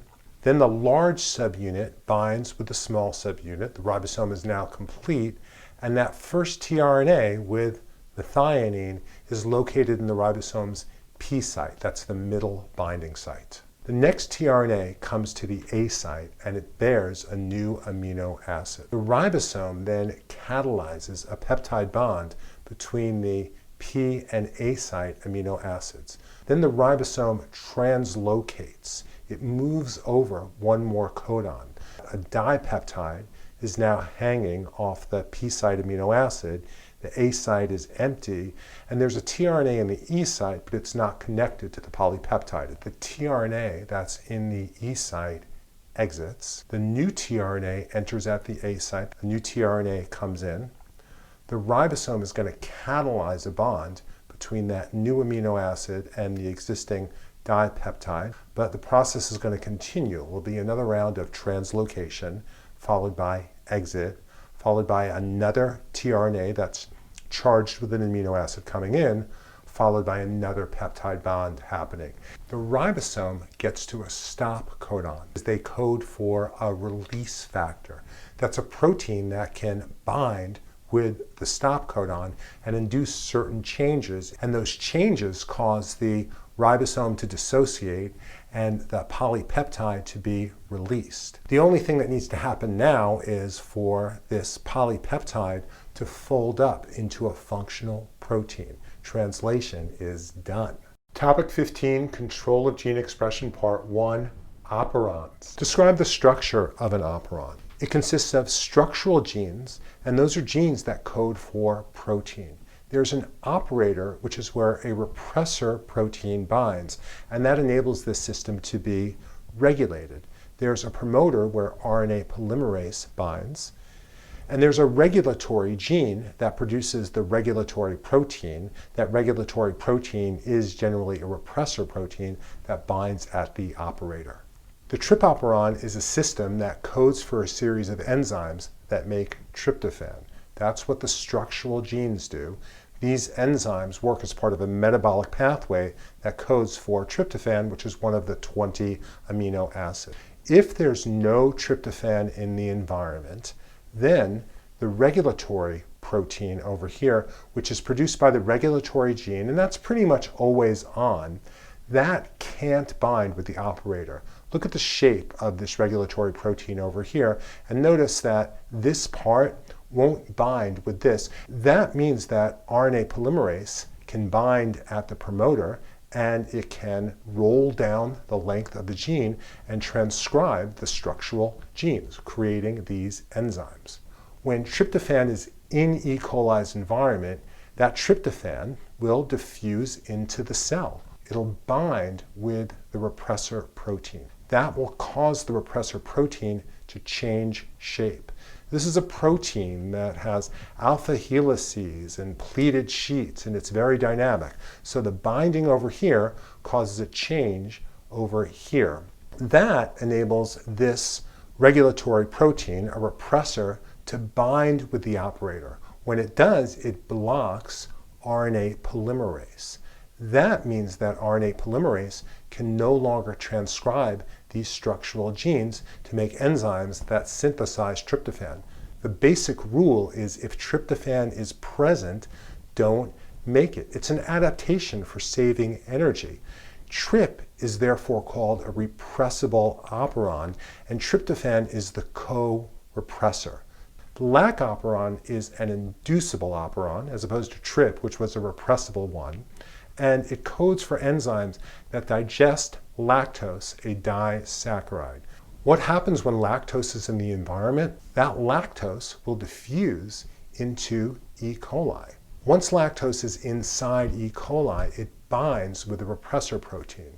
The lactose causes the repressor protein to change shape so it can't bind with the operator. That keeps the operator free, and when RNA polymerase binds at the promoter, it can roll down the length of the operon, it can transcribe the structural genes, and those structural genes produce enzymes that break down lactose into monosaccharides and also increase the permeability of E. coli cell membrane so that more lactose can enter. When lactose is absent, however, there's no lactose available to bind with the repressor. The repressor's default shape lets it bind with the operator. RNA polymerase, therefore, after binding with the promoter, can't transcribe the structural genes. Think of this as a metabolic adaptation. This saves energy. Don't make enzymes to digest something when the thing that you're digesting isn't around. Lac is therefore an inducible operon. The lac operon is a negative feedback system. Lactose turns the system on. Turning the system on removes lactose from the system. When all of this lactose goes away, there'll be no more lactose to bind with the repressor, which will then bind with the operator. The result is that the system turns off, and that's negative feedback, where the output of the system has the effect of quieting or repressing the system. You can say the same thing about the trip operon. It's also a negative feedback system. The absence of tryptophan starts transcription. That produces tryptophan, and the production of tryptophan puts tryptophan at high enough concentration in the cell so that it binds with the repressor protein, changing its shape, allowing the repressor protein to bind at the operator, shutting down transcription. That turns the system off. That's also negative feedback. Topic 15, control of gene expression, part 2, eukaryotic gene regulation. In eukaryotic cells, what determines which genes are expressed? Let's start with this fact. In any cell in a multicellular organism, most of the DNA is not expressed. Those genes that are turned off are tightly packaged around proteins that are called histones. That's what these discs over here represent. There's an additional chemical modification which is called methylation. It's the addition of a methyl group, that carbon attached to 3 hydrogens, and that prevents transcription. In the few genes within any cell that are turned on, there's a process called acetylation that loosens up the DNA, and that makes it possible for RNA polymerase to come in, find the promoter, and transcribe the genes. What is epigenetics? Epigenetics are changes in DNA expression that involve reversible chemical modifications of DNA or modifications in DNA packaging. Chemical modifications of DNA? Methylation. Modification in DNA packaging, wrapping around these proteins that are called histones. But the genes themselves, the sequence of nucleotides, is not changed. It's responsible for the differentiation of tissues during development. The key idea, one that needs to be memorized, is that all cells in the same organism are genomically equivalent. Every cell in your body, except for your gametes, has the same DNA. All cells are descended from the zygote. That's shown at number 1 in this diagram. Cells differentiate because they express different genes, and that relates to the epigenetic modifications that we just talked about in the previous slide. What are introns, exons? What's required to make translatable mRNA in eukaryotes? Introns are intervening sequences of DNA within genes. They're transcribed into pre-mRNA. Here's an intron in DNA. Here's an intron in pre-mRNA. Exons are DNA that gets expressed into protein. It gets translated into protein. In eukaryotic cells, pre-mRNA is what's transcribed from a protein-coding gene. So before it can be translated into protein, that pre-mRNA has to be processed in several ways. It has to get an addition at its 5' end of a GTP cap and a 3' poly A tail. Poly A tail, it just means it's adenine, adenine, adenine, adenine all over again. As we've discussed previously, introns, those intervening sequences that don't code for protein, need to be excised. They need to be cut out. And then the fragments that consist of the exons need to be spliced together. Then you wind up with mRNA that can be translated into protein. That 5' GTP cap, which is shown over here at G, protects the mRNA from breakdown by enzymes in the cytoplasm, and it also assists the mRNA in leaving the nucleus and binding with a ribosome. The 3' poly A tail, shown over here, that makes the mRNA more stable, and it delays its enzymatic breakdown by enzymes that are in the cytoplasm.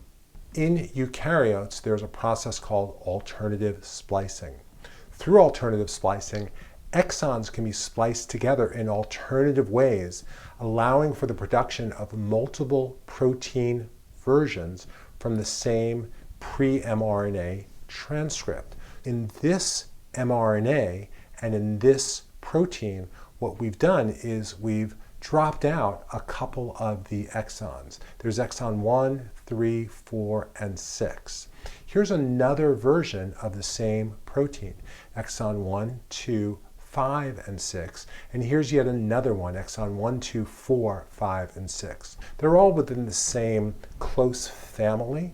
They're all from the same gene, but they're different manifestations of those genes, and they provide for additional phenotypic variation that's found in eukaryotes, but it doesn't happen in prokaryotes who don't have the intron-exon organization of their coding genes. Topic 16, mutation. A mutation is a random change in DNA or an entire chromosome. A point mutation is a change in a single nucleotide. You see that here with the nucleotide C mutating to the nucleotide T. Silent mutations are mutations that result in the same amino acid being coded for. The DNA changes, but the amino acid in the protein doesn't. Why? Because the genetic code is redundant, with many codons coding for the same amino acid. A nonsense mutation is a mutation that inserts a stop codon instead of an amino acid, and a missense mutation changes the amino acid from one to another. What are frameshift mutations? To review this concept, I put together a sentence composed of 3-letter words. There are no spaces, but we have these little dividers here. If we were to do a mutation where we did a substitution of E for A over here, then note that most of the words still make sense. But if we deleted one of the letters, like hitting the delete key on your keyboard, then essentially we've significantly changed the meaning. That is called a frameshift mutation because codons are read in groups of 3. If you delete or insert, you change the reading frame. Here is a series of codons that code for 4 amino acids and then a stop codon. And note that this example shows RNA to show the consequences. The mutation would have been in the DNA. If we have a frameshift mutation, then what we've done is we've done a deletion or an insertion that changes the reading frame just like we did over here. And that will cause extensive missense or nonsense. Deleting this U over here causes these 2 amino acids to be wrong. That's missense. Or what can happen is you can have the insertion of a stop codon, and then the entire protein doesn't get coded for after this first amino acid. That is the impact of a frameshift mutation. Sickle cell disease is caused by a single substitution mutation. Explain how one such substitution can cause sickle cell disease.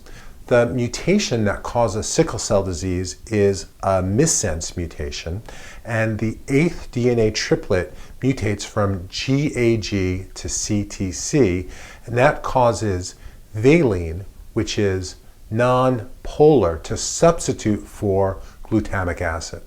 That causes hemoglobin molecules to stick together. the mutated form, they'll form very weak bonds. And that causes the cells to become sickled or spiked.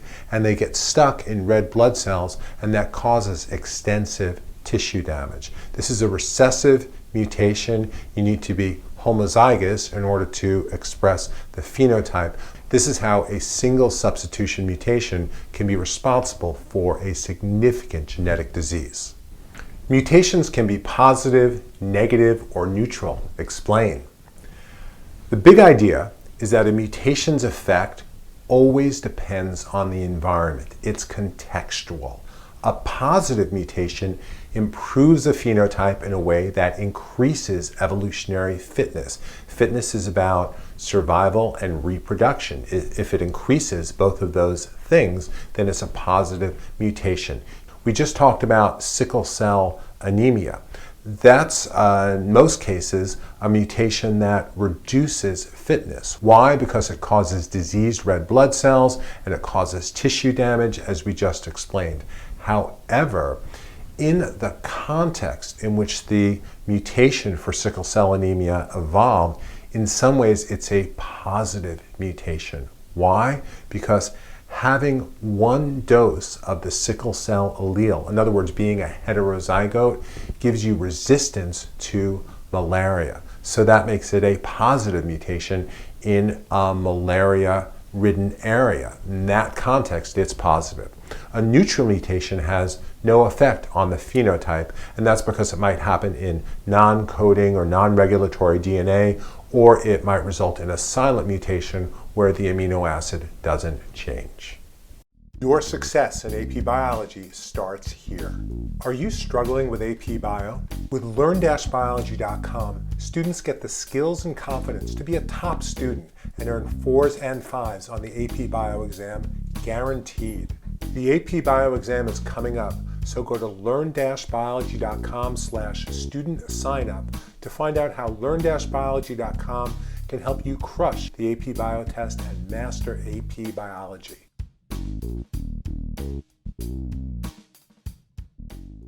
Topic 17, Biotechnology. Explain what recombinant DNA is and how it can be artificially created. Recombinant DNA is DNA that's been combined from more than one source. During meiosis, you would create recombinant DNA as you combined the DNA that you inherited from your parents in the form of new gametes. But this is artificial recombinant DNA.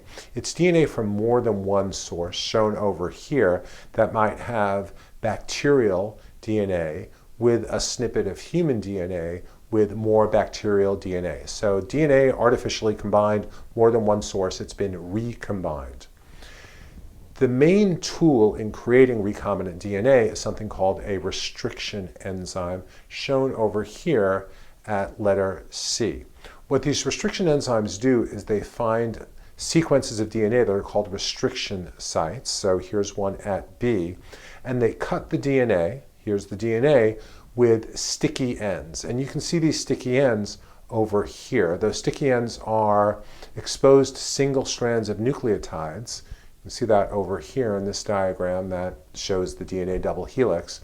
And those single strands are able to form hydrogen bonds with complementary bases. The result of using a restriction enzyme, shown over here, are restriction fragments. So here's a fragment over here, here's another fragment over here.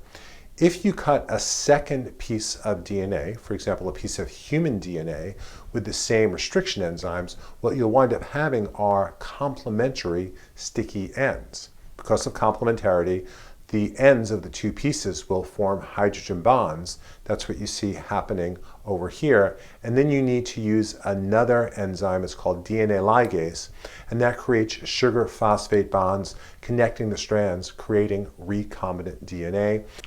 Using restriction enzymes and DNA ligase, you can create a recombinant plasmid with a human gene. Explain how. Note, for this question, assume that introns have already been removed from the human DNA. The first step is to extract a plasmid from a bacterial cell and then cut open that plasmid with restriction enzyme, leaving sticky ends the way that we just described in the previous slide. Use the same restriction enzyme to cut out a target human gene, and therefore the ends will be complementary. Because they've been cut with the same restriction enzymes, the human gene will combine with the plasmid, forming hydrogen bonds between their complementary sticky ends. Then you have to use DNA ligase. We referred to that in the previous slide. It's not shown here, to bind the human DNA and plasmid DNA together, creating a recombinant plasmid that contains a human gene. Then you'd insert the plasmid into a bacterial cell. This genetically engineered recombinant bacteria, this over here and its descendants over here, will produce the human protein and produce the plasmid in every reproduction cycle. This is how genetically engineered insulin has been created. Gel electrophoresis is a technique that's widely used. It's used to sort molecules by size and or electrical charge. It's the basis of a technique that's called restriction fragment analysis, also called DNA fingerprinting, widely used in forensics. It involves placing molecules in a porous gel. Here's the gel over here at number 5. That is in a device, an apparatus, a box, that can produce an electrical current. So you'd run an electrical current generated over here through the gel. Because DNA's phosphate groups, shown over here, are negatively charged, DNA fragments will move away from the negatively charged side of the electrophoresis chamber. So you put the DNA over here, like repels like, negative charge, and that's going to push the DNA in this direction.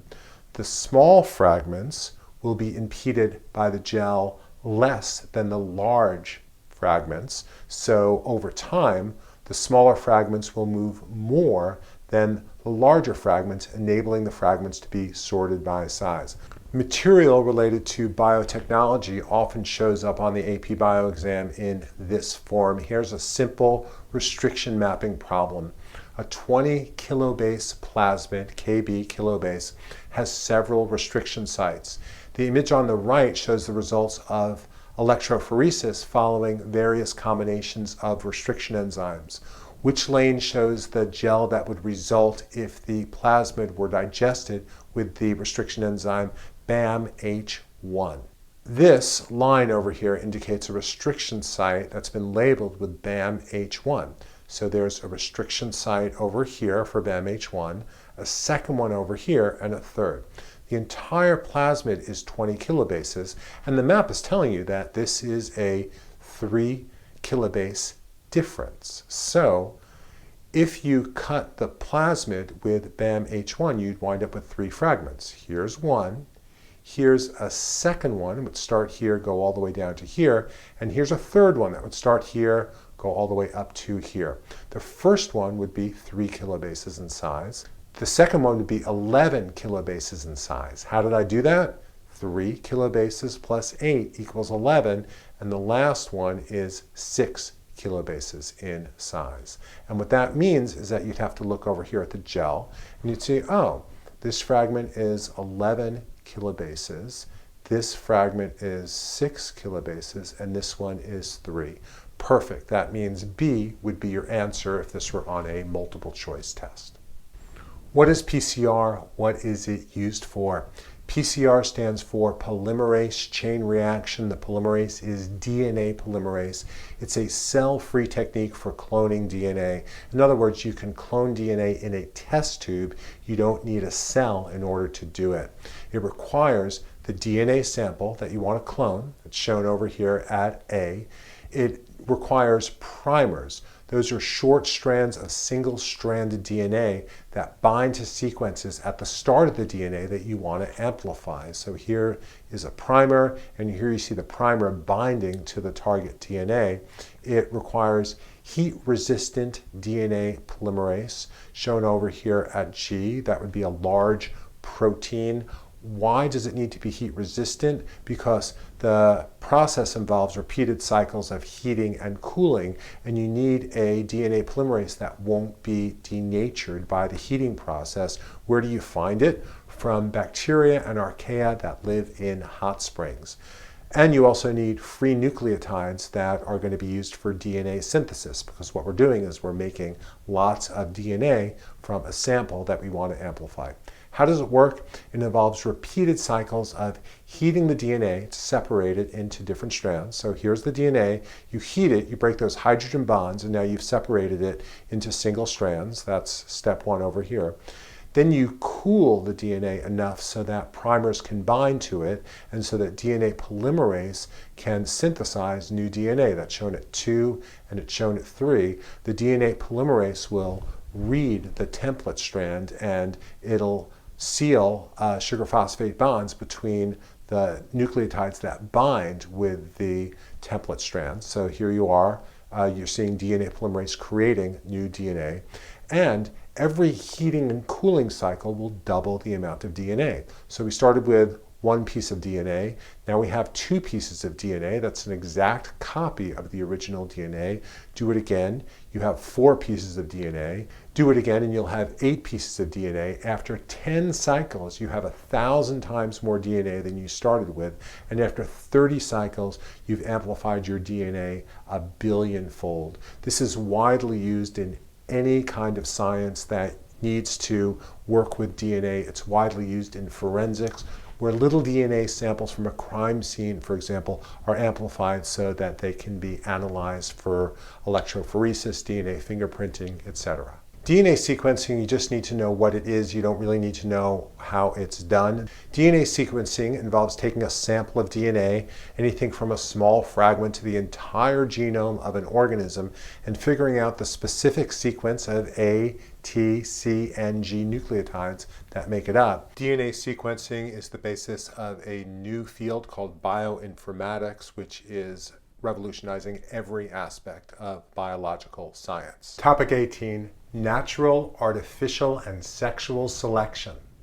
In terms of understanding the process of evolution, the most important idea to understand is natural selection, developed by Charles Darwin in the 1800s. Darwin himself built the idea of natural selection upon the foundation of artificial selection, so that's where we're going to start.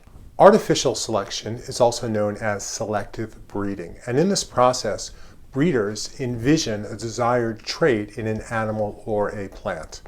For many generations, the breeders select organisms with that trait, and the process over time, over many generations, creates a carefully guarded gene pool with individuals that only have genes for the desired trait. Here are 2 examples.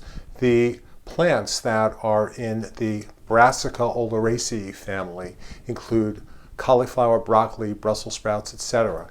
They're all the same species. The ancestral plant, Brassica oleracea, has been bred for specific traits, for flower clusters in terms of cauliflower, for flower buds in terms of broccoli, for lateral buds in terms of Brussels sprouts, for kale in terms of leaves.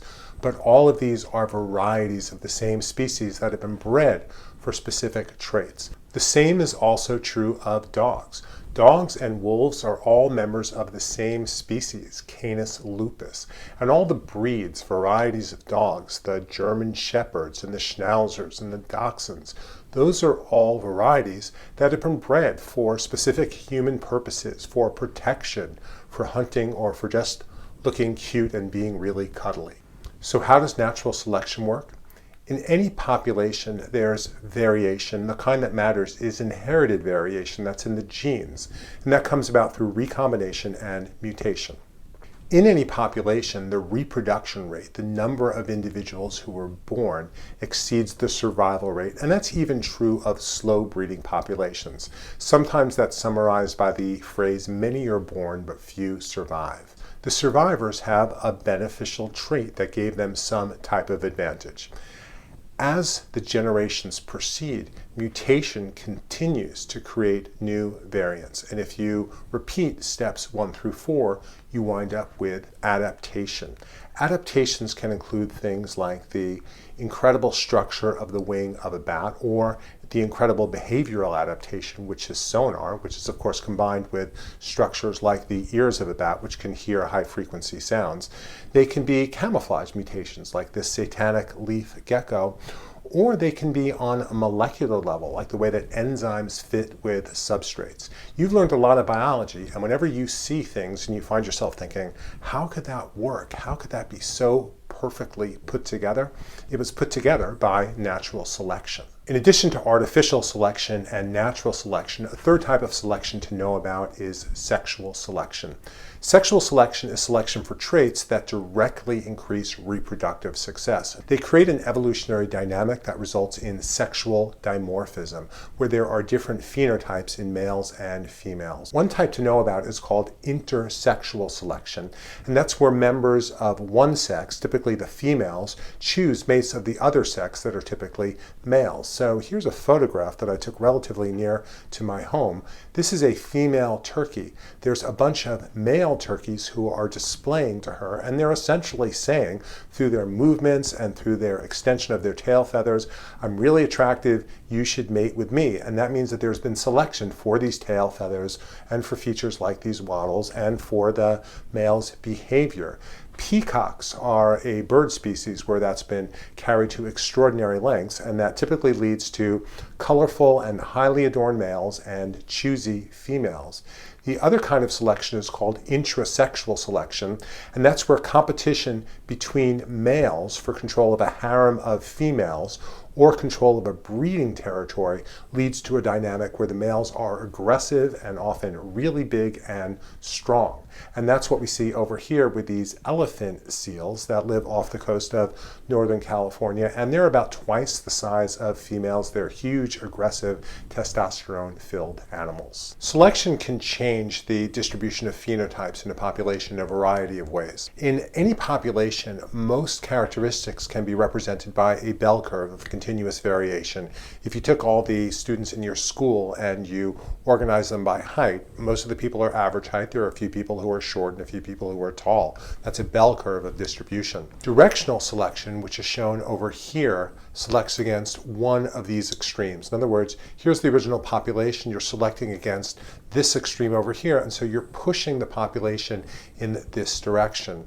In stabilizing selection, you are selecting against the two extremes. An example of stabilizing selection is birth weight in babies. Babies that are too small have lower survival. Babies that are too big have lower survival. The babies who survive most are the ones who are of average size. The third type is called disruptive selection. If you can imagine a scenario where the average phenotype is maladaptive, then there'd be selection for the two extremes. It would kind of split the population into two. An important type of directional selection to know about is adaptive melanism. Adaptive melanism is the darkening of the body within a population in response to the darkening of the environment. It occurs within a population as its gene pool evolves in response to natural selection. So it's not like getting a tan, which happens in an individual. This is something that happens over evolutionary time as genes for light coloration are selected against and genes for darker coloration are selected for. The selective pressure that results in adaptive melanism is typically predation. What's shown here in this example is the rock pocket mouse, which lives in the southwest of the United States. And what's been documented on a genetic level is that populations of these mice that live on a dark colored substrate have evolved a mutation that results in more melanin production, and that mutation spreads throughout the population and results in subpopulations that have the dark coloration. We've been talking about various types of selection. Natural selection is often summarized as survival of the fittest. What does it mean to be fit? How is evolutionary fitness measured? Evolutionary fitness is not about strength or speed. It's the number of offspring and offspring of offspring that survive to reproduce.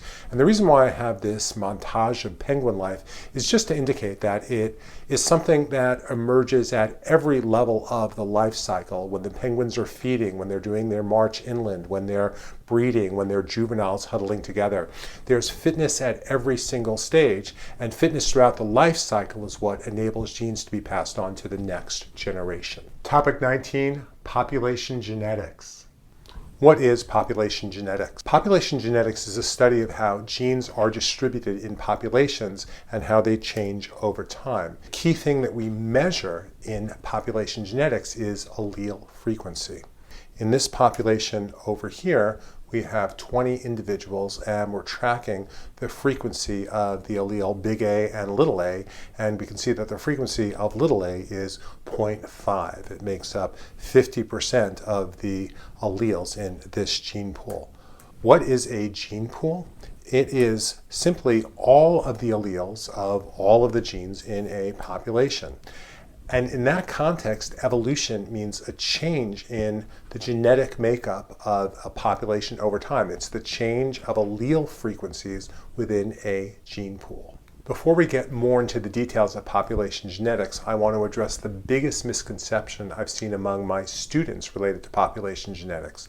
That's the wrong idea, that's why it's crossed out, that the dominant allele has to be more common than the recessive allele. These are different dimensions of biological analysis. And allele frequency, whether an allele is common or rare, has nothing to do on dominance or recessiveness. It's based on the advantage or harm an allele confers to its associated phenotype or random historical factors. And here's an example. The allele for the condition called achondroplasia is exceedingly rare, but it's a dominant allele. Population genetics is one of the more mathematical parts of the AP curriculum, and it's built around two equations, p plus q equals 1 and p squared plus 2pq plus q squared equals 1.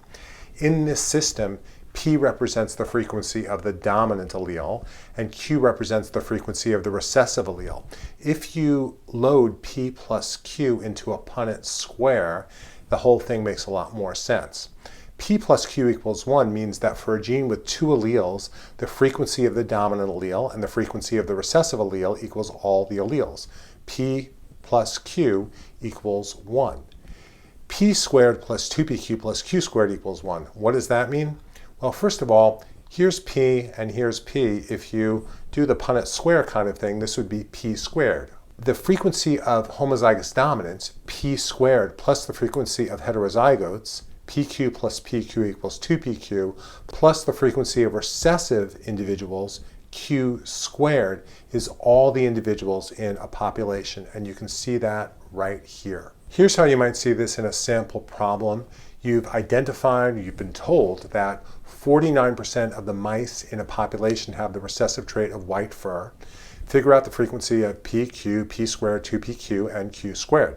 So here's our original setup. What we're going to do is Q squared is this value over here. So we're just going to put 0.49 over here. From there, what we're going to do is we're going to work to figure out that the square root of 0.49 is 0.7. Then we know that this plus this equals 1. So therefore, this, the value P, has to be 0.3. Then we know that 2PQ has to be 0.42. Why? 0.3 plus 0.7 is 0.21 times 2 is 0.42, and P squared is 0.09. 0.3 times 0.3 is 0.09. If you set up Punnett square cross multiplication tables, you'll get this right every time. The Hardy-Weinberg principle is that the frequencies of alleles in gene pools will stay constant unless one of the more following conditions is not met. This Hardy-Weinberg population is a fictional population that's used to understand what causes evolutionary change in real populations. The first is that the population is infinitely large. There are no harmful or beneficial alleles. There's random mating, there's no emigration or immigration, and there's no net mutation of one allele to another. If any of these 5 conditions is violated, then allele frequencies can change. And these are the factors that can cause evolution. What are these factors? Small populations leading to a phenomenon called genetic drift. Natural selection, where certain alleles are beneficial and others are harmful. sexual selection, which is the opposite of random mating, gene flow, where genes move into a population or out of a population, and directional mutation, where one allele has a tendency to mutate into another allele. So what's genetic drift? And we'll also look at one variant of genetic drift called a population bottleneck.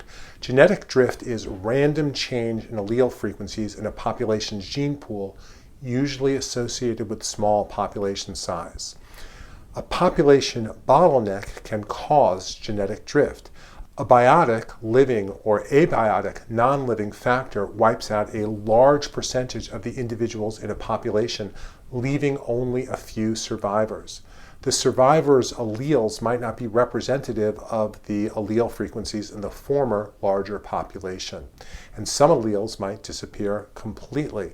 The reason why I have a picture of a cheetah here is that cheetahs are extraordinarily genetically uniform. It's as if all cheetahs are practically identical twins, or at least very close siblings. Based on genetic analysis, it looks like the cheetahs underwent some enormous population bottleneck, maybe a viral infection or something like that, that wiped out almost all of the cheetahs down to only a few individuals. They repopulated from those few individuals, but as a result, many alleles were lost, and they're highly genetically uniform.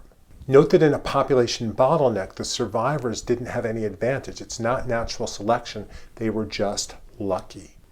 Another form of genetic drift is the founder effect. And this is where a small number of individuals from a large population founds a new population, but because of insufficient sampling, because it's only a few individuals who leave the larger population, the allele frequencies of the gene pool of the founders who found the new population might be different from those in their parent population. In this graphic over here, here's the original population, and the squares and circles represent different alleles. The founders go off to colonize 3 islands. In this situation over here, the blue allele is completely lost, and now the red allele is at 100%. Here there's a representation of the diversity of the former population, and in this case, the red allele is lost, and the frequency of the blue allele is now at 100%. What is gene flow, and what's its effect on evolving gene pools? Gene flow is the movement of alleles from one population to another, and that can involve the movement of individuals, like we see here. This beetle is moving from population 2 to population 1, but it can also involve the movement of gametes, and that's easier to imagine in the case of plants, where pollen is flying from one field to another. What's the effect of gene flow? It can change allele frequencies, especially in the recipient population, and it can diminish differences between adjacent populations. Mutation is one of the conditions that violates the Hardy-Weinberg equilibrium. So what's its importance to evolution? Mutation is the ultimate source of genetic variation within and between populations. And if it's directional, if allele big A tends to mutate to little a, then it can change allele frequencies within a population. Here's a population genetics illustrative example. Sickle cell disease is caused by a recessive allele in the gene for hemoglobin. It can significantly decrease the quality of life and lifespan, yet the allele is in high frequency in certain populations. Explain. Sickle cell disease is caused by a point mutation in the gene for hemoglobin. It results in the substitution of valine, a non-polar amino acid, for glutamic acid, an acidic amino acid. It occurs only in children who are recessive for the allele, but heterozygotes can experience a small amount of sickling, not enough to generate pain crises and tissue damage under most circumstances. The red blood cells in heterozygotes, despite the fact that they don't normally sickle, are hostile environments for the Plasmodium parasite that causes malaria. This is a parasite that's carried by mosquitoes and then lives inside red blood cells. So what we have is a phenomenon that's called heterozygote advantage, where big S, homozygous dominant, is selected against. Why? Because of malaria. Big S, little s, heterozygosity, is selected for. Why? Because it doesn't have the symptoms of sickle cell anemia, but it provides protection against the malaria parasite. And small s is selected against because you have sickle cell disease. What this map shows is the high correlation between the frequency of the little s allele and the intensity of malaria in various parts of Africa. And this same model, heterozygote advantage, might apply to genetic diseases like cystic fibrosis and Tay-Sachs. Topic 20, homology and evidence for evolution. There is abundant evidence to support the theory of evolution. For AP Bio, the most important type of evidence to know about is the idea of homologous traits, homologous features. Homologous traits are traits that share a common underlying structure and a common embryological origin. They show descent with modification from a common ancestor. Here's the forelimb of a human, dog, bird, and whale. The bones that make up their forelimbs have been given the same name by anatomists who recognize that they were the same bones. You can also see that they develop from the same piece of tissue embryologically. It's because these structures evolved from a common ancestor who had these structures, and then natural selection, evolution, led these structures to evolve differently in different lineages. Homologous features result from an evolutionary pattern that's called adaptive radiation. Adaptive radiation occurs when one parent species produces several descendants, each of which has unique adaptations and fills a different ecological niche. These are some of the finches that live on the Galapagos Islands. They are all the descendants of an ancestral finch that was blown over there from Ecuador, a small population of finches, and that evolved in different directions. What's the connection? These are descendants of the same species, and their beaks are actually homologous features. They descended from a common ancestor. They became modified in each of the descendant species in different ways. A vestigial structure is a special kind of homology that provides further evidence for evolution. A vestigial structure has no apparent function, but it was inherited from an ancestor from whom that structure had a function. For example, whales have no hind limbs, but they have a pelvis over here onto which to attach those limbs. Why do they have that? Their ancestors possessed hind limbs, which were lost as whales adapted to their aquatic lifestyle. We have a coccyx, a tailbone. This is homologous to the tails of cats and dogs and other vertebrates, other mammals. We lost it in the course of our primate evolution into one of the great apes. What can be confusing when you're looking at common features to draw evolutionary connections are the difference between homology and analogy. Analogous features have a similar function, but when you look deeply, there's a different underlying structure. They arise through a different kind of evolution, not adaptive radiation, but convergent evolution. And an example is shown here. We have sharks, we have ichthyosaurs, an extinct kind of reptile, and we have dolphins. They all have a hydrodynamic form, and that's a convergent solution to the challenge of swimming. What are molecular homologies? How do they serve as evidence for evolution? Molecular homologies are homologous features, but at the molecular level. They're molecules that by their structure and monomer sequence indicate common ancestry.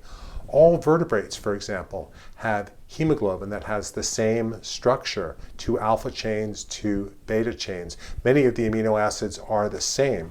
But as you might expect, the closer an animal is to us morphologically, the closer its hemoglobin is to us in terms of amino acid sequence. So there's only one difference in amino acid sequence between us and gorillas. Between rhesus monkeys and humans, there are 8 differences.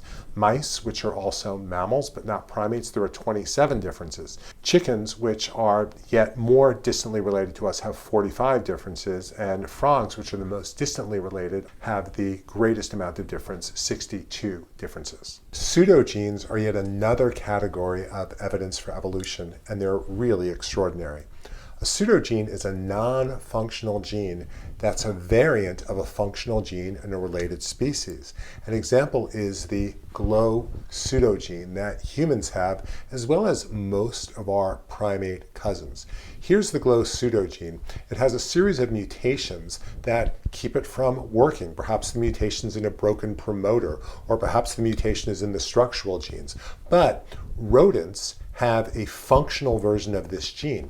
It enables them to produce the enzymes to synthesize vitamin C, but primates can't do it. Why do we have the remnants of this gene? It's a molecular vestigial feature. These pseudogenes only exist because of descent with modification. We and rodents share a common ancestor over here. That common ancestor had the GLOW gene, and it was able to produce the enzymes to synthesize vitamin C. We primates lost the ability to do that. A mutation emerged, broke the gene, but because we lived in a fruit-rich environment, that mutation wasn't selected against. What's really fascinating is that we're not the only mammals that have that pseudogene. It's also found in guinea pigs, and it's also found in bats. But if you look at the sequence of those pseudogenes, they have different mutations from our pseudogenes. So this pseudogene, and our pseudogene, those are all convergent features. They're analogous, not homologous. Biology, so amazing. Homologies can take us all the way back to the origin of life. There are a couple of features that show that all living things are related. What are they? DNA used as a genetic material. ATP used for energy coupling, the same genetic code that's universally used. Ribosomes used for protein synthesis, shared metabolic pathway like glycolysis, the Krebs cycle, the electron transport chain, and ATP synthesis through chemiosmosis. This shows that all living things are cousins. We all share a common ancestor going back to the origin of life. The homologies that we just discussed go back 3.8 billion years or so to the origin of life. There are also more recent ones, still ancient, that go back 1.8 billion years that indicate that all eukaryotes are cousins. These include the presence of a nucleus, mitochondria or organelles that are derived from mitochondria, the endomembrane system, genes that possess introns, linear chromosomes as opposed to the circular chromosomes of prokaryotes, and sexual reproduction involving gamete production and fusion of gametes to form a diploid zygote. These are features shared by all eukaryotes. They indicate common ancestry. We're cousins to all the eukaryotes. Topic 21, speciation and adaptive radiation. What is the biological species concept and what are some of its limitations? The biological species concept defines a species as a group of organisms that can naturally interbreed to produce viable, meaning healthy, fertile, meaning able to reproduce, offspring, and which is reproductively isolated from other such groups. Here is an example of one species. There are different breeds of dogs, but the dogs don't care. Left to their own devices, they'll interbreed and they'll produce viable, fertile offspring. These two species of ducks, by contrast, don't interbreed, or at least they interbreed to such a small degree that their gene pools are separate. The concept is not perfect, and it falters in a couple of cases. The first is in the case of closely related species, which can often hybridize. They can often interbreed, but not so much, so the gene pools maintain relative separateness. Extinct or asexual species, how could you tell if they could produce fertile or viable offspring? And prokaryotic species. What are reproductive isolating mechanisms? Compare and contrast pre- and post-zygotic forms of isolation. Reproductive isolating mechanisms are processes, behaviors, or other traits that keep the gene pools of closely related species separate. Mallards, pintails, they're both ducks. How do they maintain separate gene pools? There are two kinds of barriers. The first are pre-zygotic isolating mechanisms, and they prevent breeding altogether. They prevent the formation of a zygote. Post-zygotic barriers exist between species that are close enough to mate and form a zygote, but formation of a zygote doesn't ultimately lead to the production of successful individuals, viable individuals, who can survive and produce offspring themselves. Let's look at pre-zygotic isolating mechanisms. The first kind is behavioral. Different mating rituals or courtship behaviors would keep a female and a male from accepting one another as members of the same species and mating. Temporal means that they would breed during different times of the day or different seasons. One species mates in the winter, another mates in the summer. They're not going to interbreed. Mechanical, structural barriers that prevent sperm or pollen from reaching an egg. If the flower structure is very different, then a pollinator wouldn't be able to bring pollen from one flower to another flower. Habitat. One species lives in the forest, another lives in a meadow. One species lives in the uplands, another lives in the lowlands. They won't meet each other in order to breed. And finally, gametic. The egg won't allow fertilization because there's some molecular mismatch that would keep the sperm from being able to bind with the egg and induce the kind of changes that lead to fertilization. List and describe 3 post-zygotic isolating mechanisms. Post-zygotic barriers can exist between species that are close enough to mate and form a zygote, but nevertheless their gene pools remain separate. These can include hybrid inviability. The hybrid organisms don't develop. There might be hybrid sterility. The hybrid offspring are healthy, but they can't reproduce.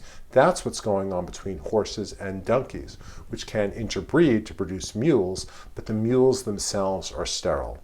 Finally, there's hybrid breakdown. The hybrids are healthy and can reproduce, but the next generation, the F2s, are inviable or infertile. Contrast allopatric and sympatric modes of speciation. Allopatric speciation involves a geographic barrier. It's what's shown over here in number 1. Sympatric speciation occurs without a geographical barrier, as shown over here in number 2. In allopatric speciation, geographical isolation leads to genetic differentiation, which leads to reproductive isolation. In stage 1, a species is spread out over a geographical range. There's gene flow between any subpopulations. In stage 2, some kind of geographic barrier, like this shown at B, arises and it splits the species apart, so there's no longer gene flow between these two isolated populations. In stages 2 and 3, environmental differences result in different selective pressures, which lead to genetic differentiation. There's mutation happening, and the environment is selecting which variants are going to be more favorable in each different environment. And finally, when that barrier disappears, the two formerly subspecies have become so different that they can no longer interbreed. They were geographically separated, now they're reproductively isolated by any of the mechanisms that we've just discussed. Sympatric speciation can occur in animals and plants. In plants, there can be sympatric speciation through polyploidy. This can lead to changes in chromosome numbers, causing instant one-generation reproductive isolation between the newly emerged species and its parent species. One example of sympatric speciation in animals involves the hundreds of species of these fish that are called cichlids that live in Africa's Lake Victoria. What is thought is that sexual selection has led to reproductive isolation between the subspecies. That's been experimentally verified. It's a very complex story, and what I want to encourage you to do is go look at the case study on learn-biology.com. The link is below. Topic 22, trophic levels. What are food chains and food webs? A food chain shows the passage of energy and matter from one organism to the next within an ecosystem. So, land plants to small mammals to large mammals to top carnivores. That's a food chain. Another one is detritus to arthropods to large birds to top carnivores. A food web shows all of the interconnected food chains within an ecosystem. What are trophic levels? Describe the trophic levels found in most ecosystems. A trophic level is an organism's position in a food chain or food web. Producers, shown at number 1, create energetic organic compounds almost always through photosynthesis. Primary consumers, or herbivores, eat the producers. Secondary consumers, or carnivores, eat the primary consumers. Secondary consumers can be eaten by tertiary consumers, and higher levels are possible, and that's especially true in oceanic food chains, where the food chains can be particularly long. When organisms at any level die, their remains are broken down by decomposers, not shown in this diagram. Describe the pyramid of energy and explain the 10% rule. The pyramid of energy shows the amount of harvestable chemical energy in each trophic level. In other words, if you were to measure the amount of chemical energy available in the producers, the primary consumers, the secondary consumers, that's what you see in a pyramid of energy. And the relationship that you see is that each trophic level has 10% of the chemical potential energy of the level beneath it. The tertiary consumers would have 10 units of energy, whereas the secondary consumers would have 100 units of energy, and so on. And that leads to the question, why is so much energy lost between trophic levels? There are a couple of reasons for the 10% rule, and they're shown by this caterpillar, which is eating a leaf. And we're measuring the amount of energy that goes through the caterpillar and into the caterpillar. A significant amount of energy is used by the caterpillar itself for cellular respiration. And that means that that energy wouldn't be available to anybody who ate the caterpillar. There's also limits to how much energy that the caterpillar can harvest from the level below. So the caterpillar might be eating the leaves, but there's still a lot of other plant matter that's available in the tree that the caterpillar is consuming. And there's also limits to the efficiency of what the caterpillar can assimilate. So a significant amount of matter is just moving through the caterpillar and every organism and coming out as feces. That's energy that isn't incorporated as growth. And over here, we're showing 33 joules getting incorporated into the caterpillar. That's a little bit more than the 10% rule, but that's about the idea. 10% of the energy in this plant is getting incorporated into this herbivore over here. Besides the pyramid of energy, what are some other ecological pyramids? First one is the pyramid of biomass, and in that one, you measure the amount of biomass, the amount of dried matter, water removed, at each trophic level. So in this one, there's 809 grams per meter square of producer biomass. There's 37 grams per meter square of primary consumer biomass. Note that some pyramids of biomass aren't actually pyramids. For example, in this pyramid of biomass taken from the English Channel, a marine pyramid of biomass, there is such a high rate of reproduction and then consumption of producers that if you measured the biomass of the producers at any one moment, there'd be less biomass in the producers than there are in the primary consumers. But in these other ecosystems, this lake or field or coral reef, you do have a pyramidal shape where there's more in the producers than there are in the primary consumers, secondary consumers, etc. In a pyramid of numbers, what you do is you actually count the number of organisms at every trophic level. So that can definitely not be pyramidal in a situation where, for example, you have a single tree that's supporting tons of insects, that's supporting a lower number of birds that are eating the insects. The AP Bio exam is coming up, and you want to score a 4 or a 5, right? That is such an admirable goal. At learn-biology.com, we understand why students struggle with AP Bio.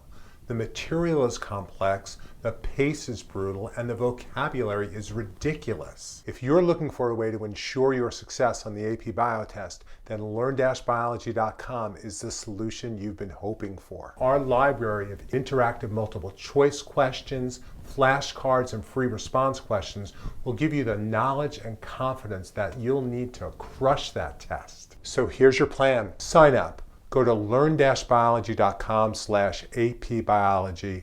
A monthly subscription is $24.95. You can cancel anytime. You'll cancel after the AP Bio exam, which means that your total cost is going to be $24.95. Use our AP Bio exam review system to prepare for the test. Using our multiple choice questions, our FRQs, our flashcards, our interactive tap challenge games is going to be like having a 24/7 tutor available for you to show you what you need to learn, to give you the interaction and feedback that you need to get ready for the test. Join me for exclusive Zoom study sessions that are only available to subscribers to learn-biology.com. Don't end the year with regrets. Don't walk out of the exam feeling, I wish I'd used learn-biology.com so I would have been ready. Study with learn-biology.com. It's the AP Bio Success platform. See you on learn-biology.com. Topic 23, population growth. What is exponential growth? Exponential growth is growth that increases over time. Why? It's because the growth of the population is proportional to the amount already present. And the bigger the population, the bigger the increase. The formula for exponential growth is n divided by t equals r times n. The parts of that formula include n for population size, t represents time, r is the rate of increase. In biological systems, when does exponential growth occur? It's always limited. It can't happen forever, and that's because nature is finite. But it can happen for relatively short periods of time when a growing population has ideal resources. That can include the arrival of an invasive species into a new area where nothing is holding that invasive species back. It can be the early phase of a bacterial infection or the early phase of an epidemic or a pandemic when the virus is spreading seemingly without limits. A population that's growing without limits is growing at its biotic potential. That's the maximum rate at which a population can expand, and that's represented by R max. Environments have a carrying capacity that's represented by the letter K, and it's this dashed red line over here. It's the maximum number of individuals that a particular environment can support. And when we consider carrying capacity, we shift from the exponential growth model to the logistic growth model. The logistic model shows how a population's growth decreases as it reaches its carrying capacity. It's represented by the equation n over t equals rn times k minus n over k, where n is the population size, t is time, r is the rate of increase, k is the carrying capacity. A population that's growing based on the logistic model will have its growth represented as an S-shaped curve like this, instead of the J-shaped curve that's associated with exponential growth. And the key idea is that as a population reaches its carrying capacity, there will be increased environmental resistance as density-dependent limiting factors slow and then stop a population's growth. So what are limiting factors? They're factors that prevent a population from increasing at its biotic potential, and they cause a population's size to stabilize at or below carrying capacity. So the population's rising exponentially, but then as it approaches carrying capacity, growth levels off. These factors can be density dependent or density independent. Density-dependent limiting factors are factors that intensify as the density of individuals within a population increases. They can be extrinsic, coming from outside the growing population, and that includes things like predation. It's easier for predators to find prey as the number of prey increase. Parasitism, it's easy for parasites to jump from one member of a population to another as the density of the population increases, and there's more competition both within the population for resources and between this population and other populations. Density-dependent factors can also be intrinsic. That includes stress that's caused by increased crowding, increased competition, and that lowers the birth rate. What about density-independent limiting factors? These are factors that limit population, but they're unrelated to the population size. So for example, if there's a hurricane that wipes out a population of mice that are living in a forest, it doesn't matter if there were just a few mice or a lot of mice, their population was impacted by the destruction caused by the hurricane. That's true of floods, that's true of earthquakes. All of these natural disaster kinds of events can be density independent. So what can happen when a population reaches or surpasses its environment's carrying capacity? There can be oscillation where there's cyclical overshoot and then decline. That can be caused by a reduction in the carrying capacity that's caused when the population overuses resources, but then as the population drops, the environment recovers, so on and so forth. There can also be catastrophic overshoot. And in that case, here's a population of deer, here's a population of shrubs on an island. The deer population grows exponentially and it overshoots the carrying capacity. And as it does, it continues to degrade the environment because the population has gone up and up. And the result of that is a subsequent population crash, and that can be unrecoverable. Topic 24, community ecology and symbiosis. Symbiosis occurs when two species live together in close proximity. The table is a table from learn-biology.com that you would use to learn about symbiosis. As we approach the AP Bio exam, the kinds of symbiosis to focus in on are these four. The first is parasitism, in which the host is harmed and the parasite benefits. That's plus for the parasite and minus for the host. A tapeworm, when it parasitizes a human, that's a parasitic relationship. Predation is where species 1 benefits, that's the predator, and species 2 is harmed, that's a plus-minus relationship. When a polar bear eats a seal, that's predation. Mutualism is a relationship where both species benefit. So clownfish and anemones, or anemones themselves, which harbor a symbiotic algae that does photosynthesis, and that food goes to the anemone while the algae gets a safe place to live. That's a plus-plus relationship. And competition is when two species are competing for the same resource. In that case, both species are harmed, and that's a minus-minus relationship. What is Gauss's competitive exclusion principle? This is the idea that two competing species can't coexist in the same ecological niche at the same time. And Gauss confirmed this with a series of experiments using paramecia. In this one, he took two species of paramecia, that's a single-celled protist. He put them together in the same test tube, but one species was a bottom dweller and the other was a surface forager. When they were put together, both species were able to coexist over time. Why? Because their ecological niches, their ways of making a living, were different. In a second experiment, two species of bottom-dwelling paramecia were put into the same test tube. And over time, one survived and the other became extinct. Why? Because two competing species can't coexist in the same ecological niche at the same time.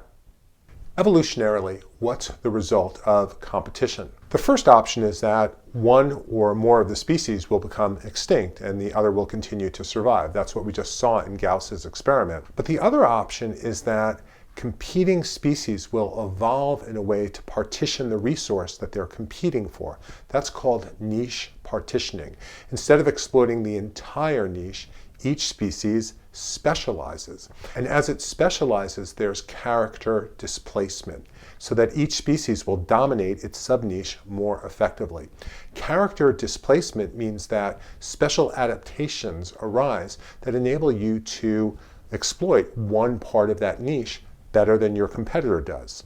An example is shown over here. We have a whole variety of shorebirds, and they have different kinds of beaks, they have different kinds of leg length, they have different ways of getting food. They're all on the shoreline, but they're all exploiting a different source of food on the shoreline. They've subdivided the niche, so there's niche partitioning, and there's character displacement, which is shown by the different adaptations that each of these species has. Here's a really fascinating case study about character displacement from the finches on the Galapagos Islands. Let me give you a sense of what's going on in this graph. These are three different species of Galapagos finches. The x-axis is showing their beak depth, so this would be a very big beak depth over here, and this would be a narrower beak depth. And on the y-axis, we see 5 separate representations of the percentage of individuals belonging to each species when all the birds are censused on each island. In island sets A and B, we have 3 species. So there's interspecific competition, and that leads to selective pressure for niche partitioning. Each bird becomes adapted to eat different kinds of food, and we have character displacement. So big beaks over here belonging to this species, medium-sized beaks belonging to this species, and small beaks belonging to this species, and that's true on island set A and island set B. On island set C, we have just 2 species, but there's still interspecific competition between those 2 species, and that keeps their beak size from overlapping, so there's still character displacement. What's really interesting, however, is on islands D and E.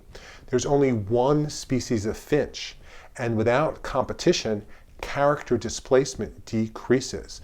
Over time, the beak depth of these 2 different species, G. fortis and G. fulginosa, has come to overlap. Why? There's no competition that's causing selective pressure that's leading to character displacement. Because of competition, there's also a difference between a species' fundamental niche and its realized niche.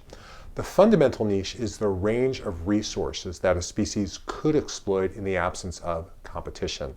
The realized niche is the range of resources that a species does exploit in its competitive context. This diagram shows 2 species that coexist on the intertidal zone. There are 2 species of barnacles. In this diagram over here, species B is experimentally removed. They're simply scraped off the rocks. And what happens is that species A expands over the entire intertidal zone. Well, what does that say? That says that for species A, its fundamental niche, the range of resources that it could exploit, is much wider than its realized niche, which is the niche that it gets to exploit in the context of competition with species B. Species B outcompetes species A in this lower zone, so species A is limited to the highest zone. But species B is different. If species A is experimentally removed, then species B doesn't expand into the high tide area. Why is that? It simply is unadapted to survive under those conditions. So for species B, its fundamental niche and its realized niche are about the same. What is coevolution? Coevolution is reciprocal evolutionary adaptations that occur between 2 or more interacting species. Each species becomes a selective force eliciting counter-adaptations in the other species. We've just seen coevolution in the context of competition. Now we'll see it in a really extraordinary series of examples. Because when you have predation, parasitism, and herbivory, what you wind up with is evolutionary arms races, where the adaptations become more and more extreme. Let's think about this example of the garter snake that feeds on newts. Newts are incredibly poisonous. I don't know exactly how poisonous, but enough poison to certainly kill a person, which is a lot from a small animal. Garter snakes prey on newts. How do they do that? Well, garter snakes have evolved a tolerance for the newt's toxicity. In order to fight against that in evolutionary time, the newts have been selected for more toxicity. As the newts have become more toxic, the garter snakes have developed more and more tolerance. So what we have is a widening of counter-adaptations. We see this happening all the time in nature. Why are cheetahs so fast? Because antelopes are so fast. We see this in the speed, the sensing, the defensive and offensive weaponry that result from this dynamic. What are keystone species? With keystone species, we're looking at a symbiosis that has community-wide interactions. Keystone species are species whose action within a biological community structures the entire community. And frequently, keystone species are predators who keep a particular herbivore in check. The result of the activity of the keystone species is an increase in the overall biodiversity of the community. The importance of keystone species was first established in a study of the role of sea stars in the intertidal zone. Sea stars prey on a variety of other animals, and as they do that, the biodiversity of the intertidal zone remains high. If they're experimentally removed, shown by this line, the biodiversity of that zone plummets. Why? Because one of the species that sea stars control are mussels. And if mussels aren't controlled, they expand and they cover all of the rocks of the intertidal zone, effectively removing the niches for other animals. Sea stars are removed, biodiversity plummets. That's typically the role of a keystone predator. The role of a keystone predator is tightly related to the idea of a trophic cascade. And a trophic cascade is when a trophic level within an ecosystem is suppressed, and that's usually a predator, the keystone species, that's reducing the activity of an herbivore. This increases the overall biodiversity of an ecosystem in two ways. One is that it increases the ecosystem's productivity, and the other is that it creates ecological space for other herbivores and other producers. An example of that is another keystone predator, which is the sea otter. Sea otters prey on urchins. By preying on urchins, by suppressing that trophic level, what they do is they indirectly affect the kelp. The kelp are the key species in a kelp forest. So if the urchins overgraze the kelp forest goes away. By suppressing the activity of this herbivore, the otters maintain the biodiversity of the entire ecosystem. Here's an example of a kind of data set that you might be asked to explain on a big test like the AP Bio test. This involves a comparison of a bunch of different islands near Alaska.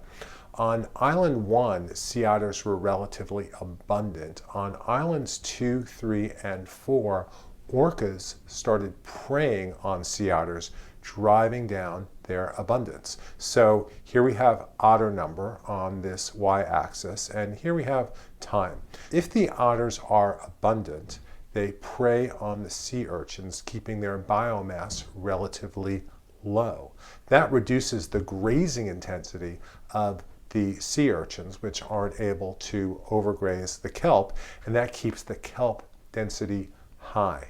However, if orcas are present and they're preying on sea otters, then what happens? The otters are no longer able to control the sea urchins. The sea urchin biomass goes way up. As the sea urchin's biomass goes up, their grazing intensity increases, and that drives down the density of the kelp. So here we have a trophic cascade, and you can see the relative number of each organism in this data set. Topic 25, biodiversity and human impact upon the environment. What is biodiversity and what are the different types of biodiversity? Biodiversity is simply the diversity of life, and it has a couple of different components.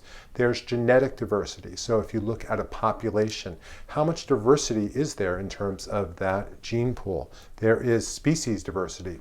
If you look at an ecosystem, how many different species are present?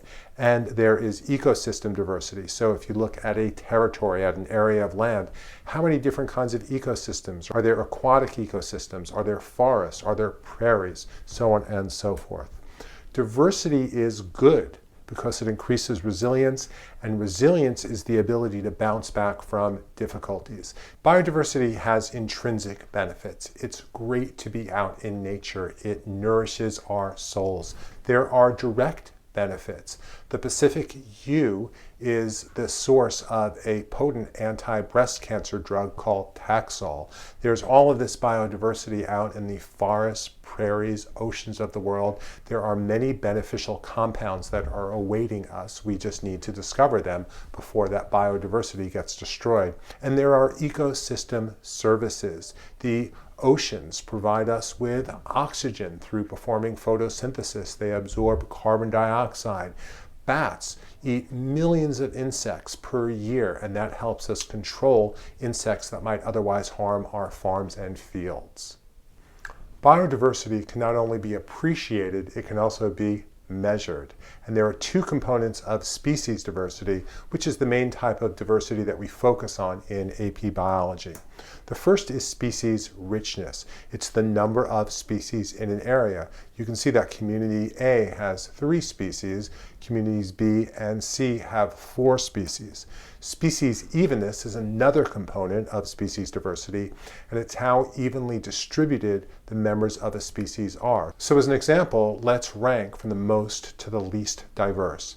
Community A, 3 species, 4 representatives of species 1, 2, and 3. Community B has 4 species, perfectly evenly distributed, and Community C has 4 species, 8 of one, and then 1 representative of each of the others. The kind of analysis we did on the previous slide can be deepened by using the Simpson Diversity Index. There's a couple of versions of this, but this one that you see here is the one that you'll see on the AP Bio formula sheet. The diversity index is 1 minus the sum of small n over big N squared. Small n is the number of individuals, n is the total number of species. I always recommend that you take formulas like that and you put them into a table. That's how you get it right every single time. So that's what I've done here for this community, which has 10 different species. Species A has 12 individuals. The total number of species, big N, is 10. So n divided by n is 0.12. Small n times big N squared is this, 0.0144. You do that for every single species. The number of individuals divided by the total number of species, and then you square it.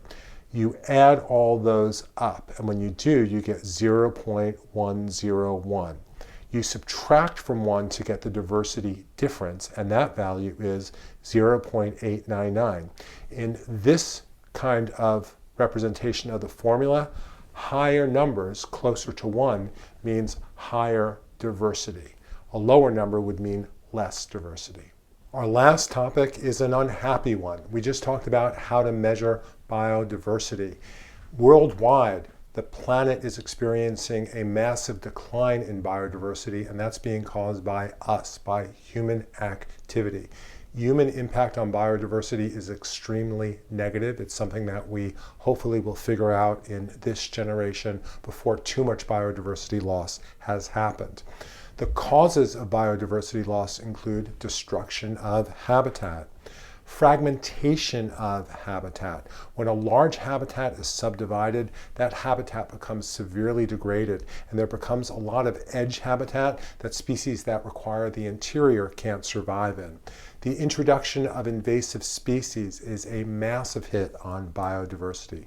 Destructive exploitation of resources, things like overfishing or clear-cutting forests. All of this is causing many species to enter into an extinction vortex where species become small and isolated because of fragmentation and destruction of habitat. That reduces their genetic diversity. That leads to reduced fitness and adaptability because they lose resilience. That leads to less reproduction, higher mortality. That decreases the population. And this, unfortunately, is a positive feedback cycle. In this case, it would be correct to call it a vicious cycle. And that, again, is leading many species to become extinct. Unbelievable. We did it. There are 2 moves that I want you to make that are going to really increase your chances of succeeding on the AP Bio exam. The first is to sign up for learn-biology.com. Our multiple choice quizzes, our flashcards, our interactive FRQs, our tap challenge games are going to bring you to the level that you want to be at to get that 4 or 5 that you are aiming for. And I also want you to watch this next video. Thank you so much.